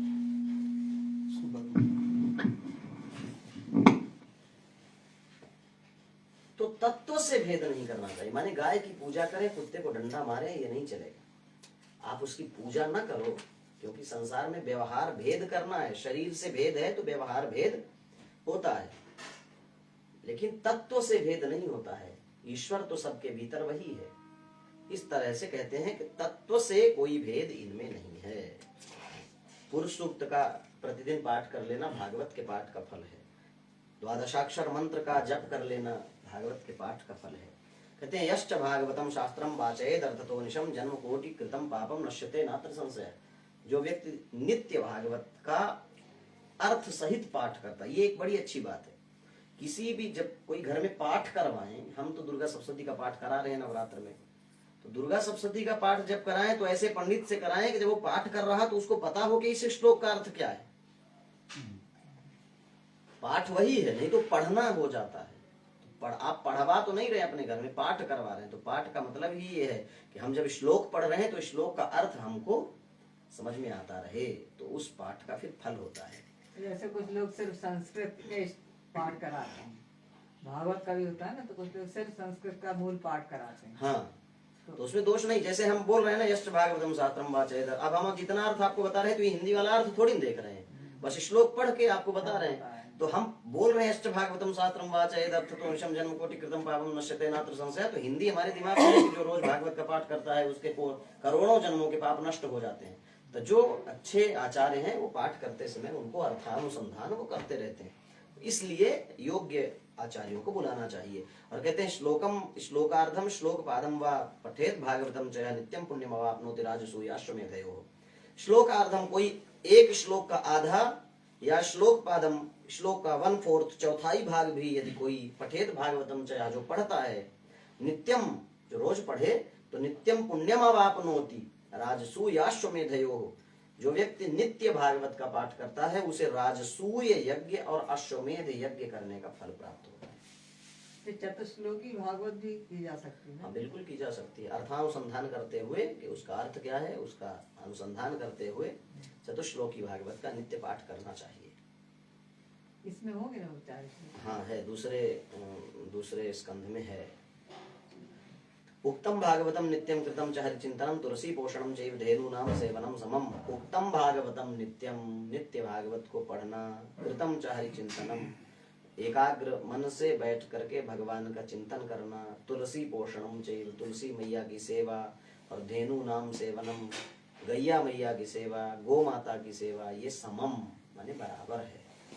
अंत काले तो ये नैव श्रूयते सुख शास्त्र वाक् प्रीत्या तस्यैव वैकुंठम गोविंदो विप्रयच्छति। अंत काले माने अंतिम समय में, येन माने जिसके द्वारा, सुख शास्त्र वाक् माने भागवत की कथा, श्रूयते माने सुना जाता है। अंतिम समय में जो भागवत की कथा सुनता है, प्रीत्या तस्यैव वैकुंठम गोविंदो विप्रयच्छति, भगवान प्रसन्न होकर के उसको अपना वैकुंठ लोक प्रदान करते हैं। इसलिए एक धारणा बन गई, इन्हीं श्लोकों के कारण ये धारणा बनी होगी कि जब बुढ़ा जाए तब भागवत सुने अंतिम समय में। हम तो बहुत बचपन में पढ़े थे। आपकी बात नहीं है, जो परंपराएं गांव में बन गई, अंतिम समय में सुने। बहुत है वैसी होता है कि वो जब हाँ, माने जब सुनाए ना उनका, जब सुना बंद हो जाए तब लड़का कहे आप बाबूजी का भागवत सुना देते। जब दिखाए ना तो कहीं चलो इनका एक बार दर्शन कराए दे वृंदावन, पैरों में चला ना जाए तो कहेंगे अब वैष्णो देवी ले चलो इनको एक बार, तो फिर अब उनको ऐसे पालकी में लेके जाएंगे अंतिम यात्रा की तरह। तो इसलिए अंत काले तो ये अंतिम समय का मतलब ये होता है कि अब पता तो नहीं हमको कि हमारा अंतिम समय आज है कि कल है कि 100 साल बाद है। हर समय अपने जीवन का अंतिम समय समझ करके भगवान का चिंतन करते रहना चाहिए, ऐसा अर्थ है यहाँ का। तो अंतिम में जो भागवत की कथा को सुने, या तो भागवत की कथा सुनने के बाद प्रतिदिन उस कथा को याद करें, ऐसा लगे कि हाँ ये कथाएं हमने सुनी थी, उनका चिंतन करना। हेम सिंह युतम चैतत वैष्णवाय ददाति च कृष्णेन सह सायुज्यम स पुमान् लभते ध्रुवम। हेम सिंह युतम माने एक चांदी का सिंहासन बनवाए, सोने का, हेम माने सोना, एक सोने का सिंहासन बनवा करके वैष्णव माने विष्णु भक्त को जो भागवत की पुस्तक का दान करता है, वह कृष्णेन सह सायुज्यम पुमान् लभते ध्रुवम, वह व्यक्ति वैकुंठ में भगवान नारायण के साथ ही निवास करता है। आजन्म मात्रमपि येन शठेन किंचित चित्तम विधाय सुख शास्त्र कथा न पीता चांडाल बच्च खरवत बतते निनीतम मिथ्यासु जन्म जननी जनि दुख भाजा जीवच्छवो निगतितः सतुपाप कर्मा येन श्रुतम सुख कथा वचनम न किंचित धिक्तम नरम पशु समम भुवि भार रूपम एवं वदन्ति दिव्यदेव समाज मुख्याः। आजन्म मात्रमपि येन शठेन किंचित, आजन्म माने पूरे जीवन में जिस शठ ने भागवत की कथा नहीं सुनी, कथा नहीं सुनी जिसने, ये बाद में कहा, शठ उसको पहले ने कह दिया। आजन्म मात्रमपि येन शठेन, जिस शठ ने पूरे जीवन में चित्तम विधाय माने मन लगा करके भागवत की कथा नहीं सुनी, चांडालवत वो चांडाल है, खरवत वो गधा है, मिथ्या सो जन्म जननी जनि दुख भाजा, उसने अपना जन्म ऐसे ही गंवा दिया मिथ्या बेकार में, और उसका जन्म केवल मां को कष्ट देने के लिए हुआ है। जिस व्यक्ति ने पूरे जीवन में मन लगा करके एक बार भागवत की कथा नहीं सुनी, वह अपनी मां को कष्ट देने के लिए पैदा हुआ है, वो चांडाल के समान है। उसने गधे की तरह केवल अपने जीवन को ढोया है। जीवच्छवो निगति, इतने में भी अभी संतुष्टि नहीं हुई तो कहते हैं व्यास जी के जीवच्छवो निगति तत्सदुपाप कर्मा येन श्रुतम सुख कथा वचनम न किंचित धिक्तम नरम पशु समम भुवि भार रूपम एवं वदन्ति दिव्यदेव समाज मुख्या। जीवत शवः निगदितः, वो जीते जी मुर्दा है जिसने भागवत की कथा कभी मन लगा के नहीं सुनी। सतु पाप कर्मा, वो साक्षात पाप की मूर्ति ही है जिसने कभी जीवन में मन लगा के भागवत की कथा नहीं सुनी। धिक्तम नरम, ऐसे मनुष्य को धिक्कार है। पशु समम, वो तो जानवर है। भुवि भार रूपम, वो तो धरती का बोझ है। एवं वदन्ति दिव्यदेव समाज मुख्या, और ये सनत कुमार कह रहे हैं कि भैया ये हम नहीं कह रहे हैं, ये जो अच्छे शब्दों में गालियां सुनाई जा रही हैं, ये हम नहीं कह रहे हैं। एवं वदन्ति दिव्य, स्वर्गलोक में बैठे हुए देव समाज मुखिया, जो स्वर्गलोक में बैठे हुए देवताओं के मुखिया हैं, वो ऐसा कहते हैं मनुष्यों के लिए कि जिसने जीवन में एक बार भी मन लगा के भागवत की कथा नहीं सुनी, वो ऐसे ऐसे श्रेणियों में आता है। इसलिए कहते हैं दुर्लभैव कथा लोके श्रीमद् भागवतो भवा कोटि जन्म समुत्थेन पुण्येन वितु लभ्यते तेन योग निधे धीमन श्रोतव्या सा प्रयत्नता दिना नाम नियमो नास्ति सर्वदा श्रवणम मतम। दुर्लभैव कथा लोके श्रीमद् भागवतो भवा, श्रीमद् भागवत की कथा इस लोक में बड़ी दुर्लभ है। और सच में अगर भागवत कथा को भागवत की तरह सुनने का प्लान बने तो कथा दुर्लभ तो है।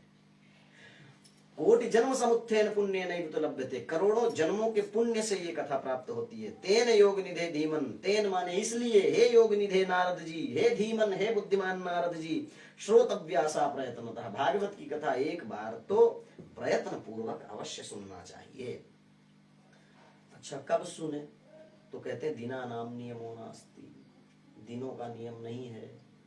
सर्वदा श्रवणम मतम, जब आपके मन में आए कि हमको भागवत, अगर ये बात आपको समझ में आ जाए कि नहीं भागवत सुनना चाहिए, तो फिर ये मत प्रतीक्षा करो कि अब हम पहले मुहूर्त निकाह सब बनवाएं फिर उसके बाद हम भागवत सुनेंगे। तो दिना नाम नियमो नास्ति, जैसे नहीं कि 7वें दिन में सुने या माघ के महीने में सुने, ऐसा नहीं। दिना नाम नियमः नास्ति, सर्वदा, सर्वदा माने हमेशा श्रवणम मतम सुनना चाहिए। सत्येन ब्रह्मचर्येण सर्वदा श्रवणम मतम, सत्य और ब्रह्मचर्य को पालन करते हुए। सत्य मतलब झूठ का आश्रय कम से कम ले, और ब्रह्मचर्य, ब्रह्मचर्य का मतलब भगवान का चिंतन करते हुए, नियमों का पालन करते हुए, सर्वदा श्रवणम मतम। अच्छा, एक इसका अर्थ और है, ये नया अर्थ है, अभी अभी समझ में आया कि सत्य और ब्रह्मचर्य के साथ सर्वदा श्रवणम मतम, हमेशा सुनिए। आप सत्य का पालन करिए, झूठ कम से कम बोलिए, और थोड़ा संयम पूर्वक हमेशा सुनिए। एक अर्थ यह है कि सर्वदा माने हमेशा, जब भी सुने तो सत्य और ब्रह्मचर्य के साथ ही करें। और ये बड़ा कठिन काम है आज के टाइम पर, तो बोले इसलिए 7 दिन का कर दिया कि चलो पूरे जीवन में अगर ये पालन न कर सको तो 7 दिन के लिए झूठ बोलना बंद करके और ब्रह्मचर्य का पालन करते हुए सुनो। अशक्यत्वात् कलौ बोध्यो विशेषोत्र शुकाज्ञया, और ये 7 दिन में क्यों सुनना है ये भी यहाँ पर कह दिया कि अशक्यत्वात्, सत्य और ब्रह्मचर्य का पालन करना हमेशा के लिए अशक्य है।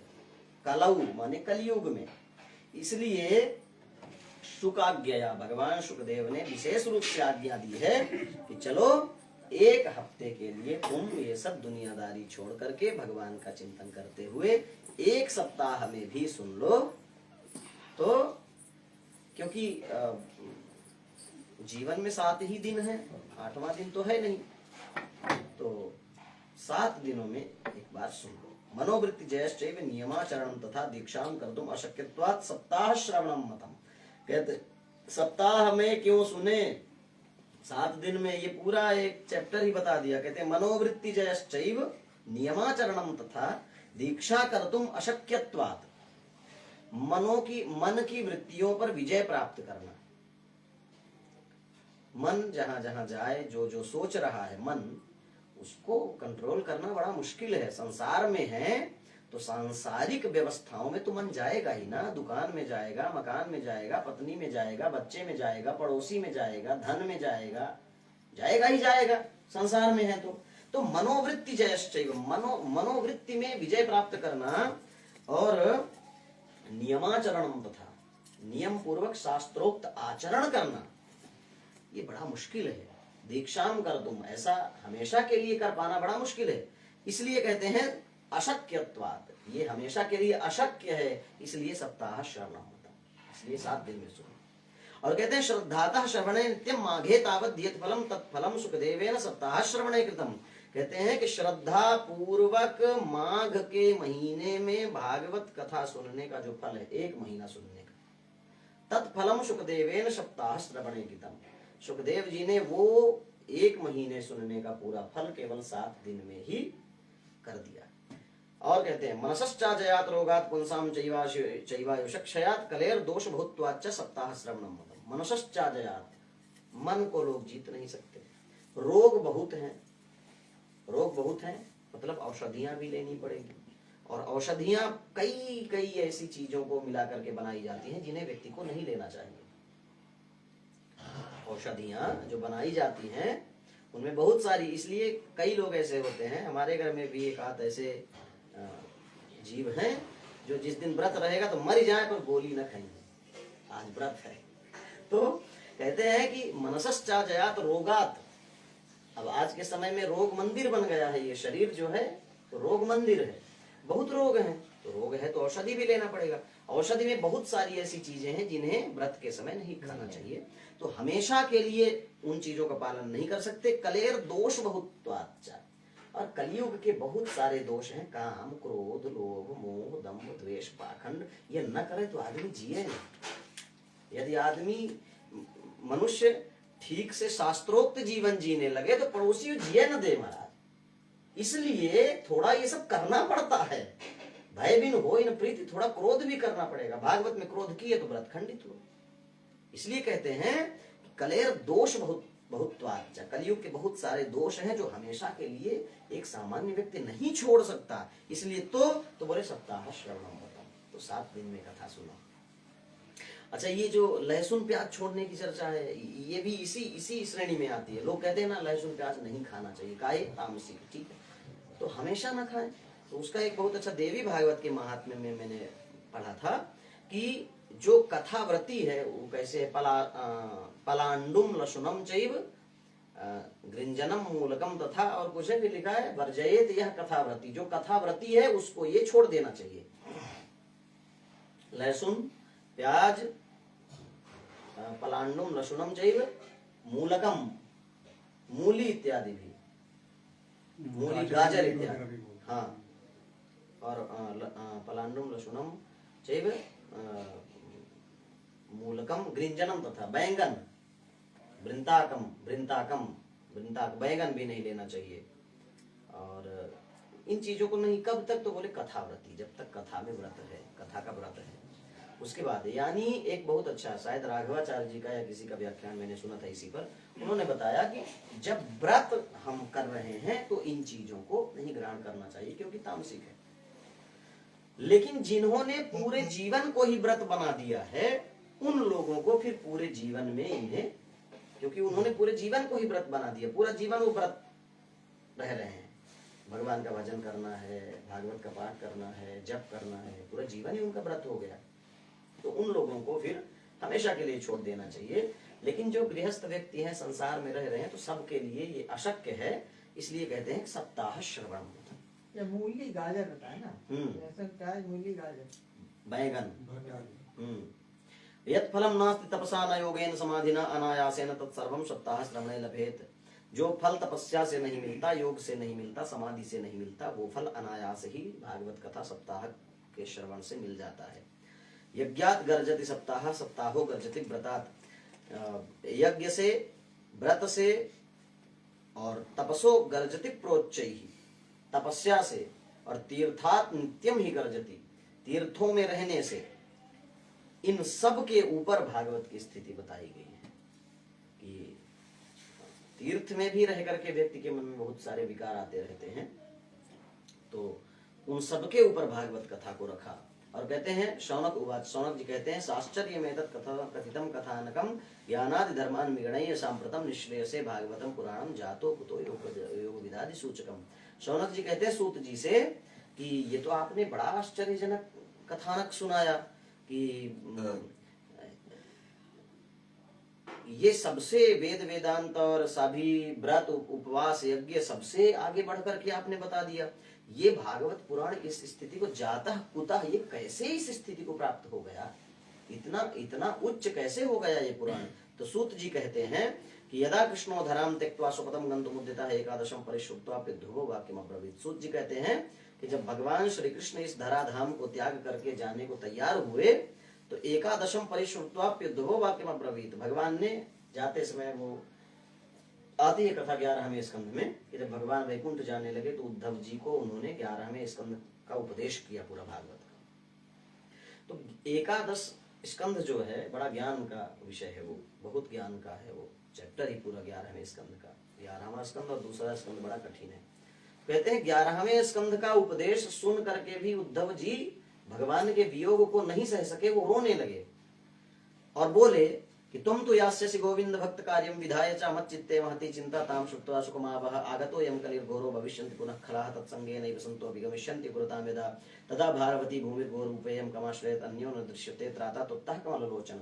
हे कमललोचन भगवान, आप तो अब इस पृथ्वी में अपने अवतार का कार्य पूर्ण करके चले जा रहे हैं, लेकिन मेरे मन में एक बहुत बड़ी चिंता हो रही है कि कलयुग आ गया है। आगतो यम कलिर्घोरो, ये कलयुग आ गया है, फिर से राक्षस आ जाएंगे। भविष्यन्ति पुनः खलाः, फिर से आप आए थे धर्म की स्थापना और अधर्म को नष्ट करने के लिए, साधुओं की रक्षा और दुष्टों का वध करने के लिए, वो आपने कर दिया, जा रहे हैं, लेकिन कलयुग आने वाला है कल से, और आपके जाने के बाद फिर से वो राक्षस आ जाएंगे, फिर से दुष्ट आ जाएंगे, फिर से संत दुखी हो जाएंगे।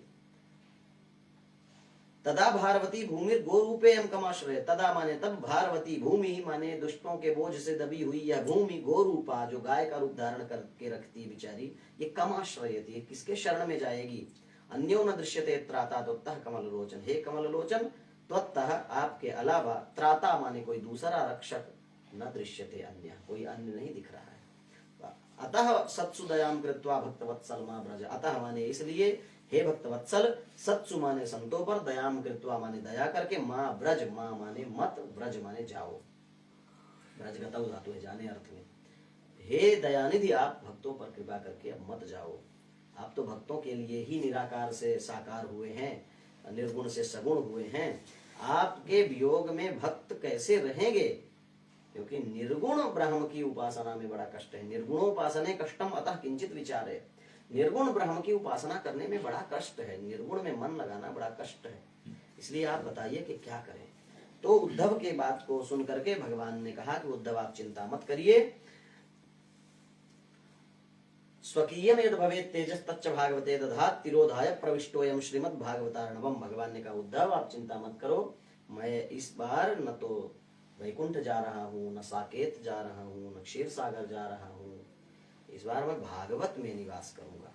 और भगवान ने तिरोधाय माने अंतर्हित होकर के श्रीमद् भागवतार्णवम प्रविष्टः, श्रीमद् भागवत अर्णव, अर्णव माने होता है समुद्र, श्रीमद् भागवत रूपी समुद्र में भगवान प्रविष्ट हो गए।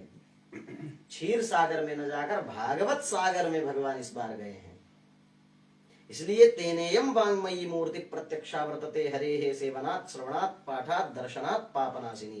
तेन माने इसलिए, इयम माने यह भागवत की पोथी जो है, ये हरेः प्रत्यक्षा मूर्ति ही वर्तते, ये भगवान की प्रत्यक्ष मूर्ति ही है। ये भागवत साक्षात भगवान ही हैं। इसलिए आरती में भी श्री भागवत भगवान की है आरती, भागवत को भगवान ही कहते हैं। बोलिए भागवत भगवान की जय हो, श्री वृंदावन बिहारी सरकार की जय हो। तो ये भागवत साक्षात भगवान का स्वरूप है। सेवनात् माने सेवन करने से, श्रवणात् माने श्रवण करने से, पाठात् माने पाठ करने से, दर्शनात् दर्शन करने से, पापनाशिनी पाप को नष्ट करती है। सप्ताह श्रवणं तेन सर्वेभ्योप्यधिकं कृतम् साधनानि तिरस्कृत्य कलौ धर्मोऽयमीरितः। कलयुग में श्रीमद् भागवत से बढ़ करके कोई अन्य धर्म नहीं है, इसलिए भागवत की कथा प्रयत्न पूर्वक सुनना चाहिए। अन्यथा वैष्णवी माया देवैरपि सुदुस्त्यजा कथम त्याज्या भवेत् पुंभी सप्ताहोतः प्रकृतितः। अन्यथा वैष्णवी माया, भगवान विष्णु की माया इतनी बलवती है कि उससे मुक्ति पाना बड़ा कठिन काम है। देवैरपि सुदुस्त्यजा, ये भगवान की माया देवताओं को भी नहीं छोड़ती है। कथम त्याज्या भवेत् पुंभी, फिर बेचारा मृत्यु लोक का मनुष्य इसका त्याग कैसे कर पाएगा। इसलिए सप्ताह होता प्रकृति, भागवत कथा सप्ताह का विधान किया गया। भागवत की कथा के माध्यम से आपका मन भगवान के चरणों में लगेगा और मुक्ति मिल जाएगी। सूत जी कहते हैं एवं नगाः श्रवणोर धर्मे प्रकाशमाने ऋषिभिः सभायाम आश्चर्यमेतत् समभूत तदानीं तदुच्यते संसृणु सौनकत्वम्। सूत जी कहते हैं कि एक बड़ा आश्चर्यजनक दृश्य उसी समय होता है उस सभा में कि भक्ति सुतौ तौ तरुणौ गृहीत्वा प्रेमैक रूपा सहसा विरासेत श्री कृष्ण गोविंद हरे मुरारे नाथेति नामानि मुहुर्वदन्ति। भक्ति महारानी अपने पुत्रों को कैसे हो गए हैं वो पुत्र? तो कहते हैं तौ तरुणौ सुतौ गृहीत्वा। अब वो उनके दोनों पुत्र जवान हो गए हैं, जो बूढ़े हो गए थे उन्हें वृंदावन में छोड़ करके नारद जी आए थे हरिद्वार कथा सुनने। तो ज्ञान वैराग्य और भक्ति वहां वृंदावन में पड़े थे और नारद जी उनके लिए कथा सुन रहे हैं हरिद्वार में। और आश्चर्य तो ये हुआ कि उस कथा से उन्हें आराम भी हुआ और उनका बुढ़ापा दूर हो गया और वो जवान हो गए और वहां सभा में प्रकट हो गए। सहसा विरासित, ये नहीं लिखा है कि आए हैं भक्ति ज्ञान वैराग्य, कहते हैं कि सहसा माने अचानक ही, आविरासित माने आविर्भूत हो गए, प्रकट हो गए वहां पर।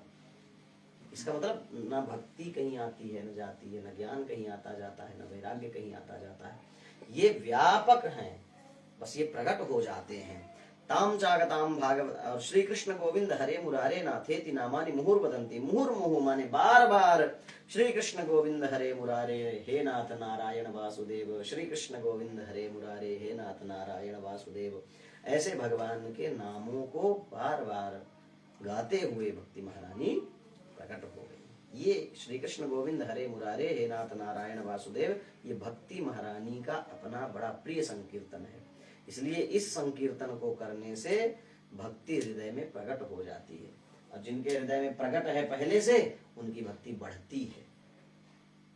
ताम चागताम भागवतार्थ भूषाम सुचारुवेशाम दृशु सदस्याः कथम प्रविष्टा कथमागते मध्ये मुनीनामिति तर्कन्तः। ताम चागताम भागवतार्थ भूषाम, श्रृंगार कैसा है भक्ति महारानी का?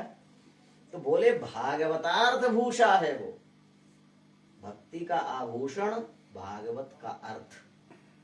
क्या आश्चर्यजनक बातें सुना रहे हैं दृष्टांत, एक कथानक के माध्यम से, कि भागवत के जो अर्थ हैं वो भक्ति महारानी के आभूषण हैं। कंगन, उनके गले का हार, हाथों के कंगन, माथे की बिंदी, कानों का कुंडल, नाक की बेसर, जो है वो सब भागवत के अर्थ, भक्ति के श्रृंगार हैं, आभूषण हैं।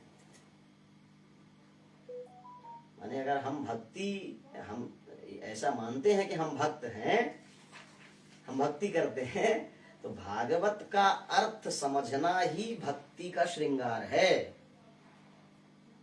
हमारी भक्ति तभी प्रसन्न रही। अच्छा, घर की महिला की पूजा क्या? यत्र नार्यस्तु पूज्यन्ते रमन्ते तत्र देवता यत्रैतास्तु पूज्यन्ते सर्वास्तत्र फला क्रिया। मनुस्मृति में जो कहा गया कि जिस घर में स्त्री की पूजा होती है उस घर में देवता निवास करते हैं। तो स्त्री की पूजा क्या है कि पत्नी की जय अम्बे गौरी कह के आरती उतारें। पूजा का मतलब है उसको जो सम्मान चाहिए वो सम्मान दे करके उसे वस्त्र और आभूषणों के द्वारा हमेशा प्रसन्न रखना। घर की स्त्री को वस्त्र और आभूषण से हमेशा प्रसन्न रखना, ये शास्त्रीय मर्यादा है और ये उसका अधिकार है। और जहां स्त्री वस्त्र और आभूषण से प्रसन्न रहती है उस घर में नित्य देवता निवास करते हैं, उस घर में भक्ति रहती है। और जिस घर में उसको वस्त्र आभूषण इत्यादि के द्वारा प्रसन्न न रखा जाए उस घर में फिर दरिद्रता आती है। दरिद्रता कैसे? वो लड़ेगी तो घर में फिर वैकुंठ नहीं महाभारत होगा, फिर भागवत कहाँ होगी, फिर तो महाभारत होगा। इसलिए भक्ति को सजा करके रखना हमेशा। हर व्यक्ति यही प्रयास करता है। हमारे पास भले ही एक ही सेट कपड़ा हो, लेकिन हमारी जो पत्नी है, हमारी माँ है, उसको वस्त्र और आभूषणों की कमी न हो। और ऐसा करना भी चाहिए, उसकी पूजा है, उसका अधिकार भी है। तो भक्ति का आभूषण क्या है? भागवत का अर्थ। तो ताम चागताम भागवताम माने उस भक्ति को, आगताम माने जो अभी अभी आई है, कैसी है? भागवतार्थ भूषाम, भागवत के अर्थ ही जिसके आभूषण हैं। भागवत का अर्थ क्या है? कृष्ण। कृष्ण ही जिसका श्रृंगार है। एक भजन है ना कि मैंने मेहंदी लगाई रे कृष्ण नाम की, मेरी चुनरी में कृष्ण, मेरी चोली में कृष्ण, अब तो छाया है कृष्ण मेरे अंग अंग में। वो एक भजन है ऐसा, माने बस भगवान ही सब कुछ हैं। गोपियां भगवान को सब कुछ मानती हैं। तो भागवतार्थ भूषाम, सुचारु वेशम, सुंदर वेश बना करके, ददृशु सदस्यों ने देखा कि वाह, ये तो श्री कृष्ण गोविंद हरे मुरारे, ऐसा संकीर्तन करती हुई अचानक सभा में प्रकट हो गई।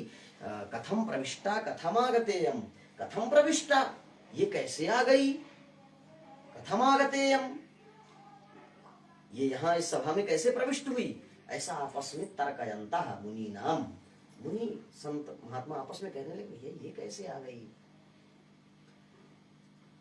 कहां से आ गई अचानक। तो ऊचु कुमारा वचनम तदानीम कथार्थतो निष्पत्तिता धुनेयम एवं गिरस्सा ससुता निशम्य सनत कुमारम निजगाद नम्रा। ऊचु कुमारा, अब सनत कुमार बोल पड़े, जब आपस में देखा कि हम कथा बाँचे जा रहे हैं और ये आपस में बात करने लगे, ये कहाँ से आ गई। अच्छा, कभी कभी होता है जब कथा सुनाते रहें और कोई अचानक आ जाते हैं लोग, कोई विशिष्ट पुरुष आ गया या कोई विशिष्ट महिला आ गई, कोई नेता हो, कोई बहुत उच्च पद पर बैठे अधिकारी हो, आ जाते हैं तो आसपास बैठे लोग कहने लगते, अरे विधायक जी कहाँ से आ गए, अचानक आ गए विधायक जी, देखो विधायक जी आ गए। तो बोलने वाले को थोड़ा डिस्टर्ब होता है, जो कथा सुनाता है उसको थोड़ा सा असहज महसूस होता है।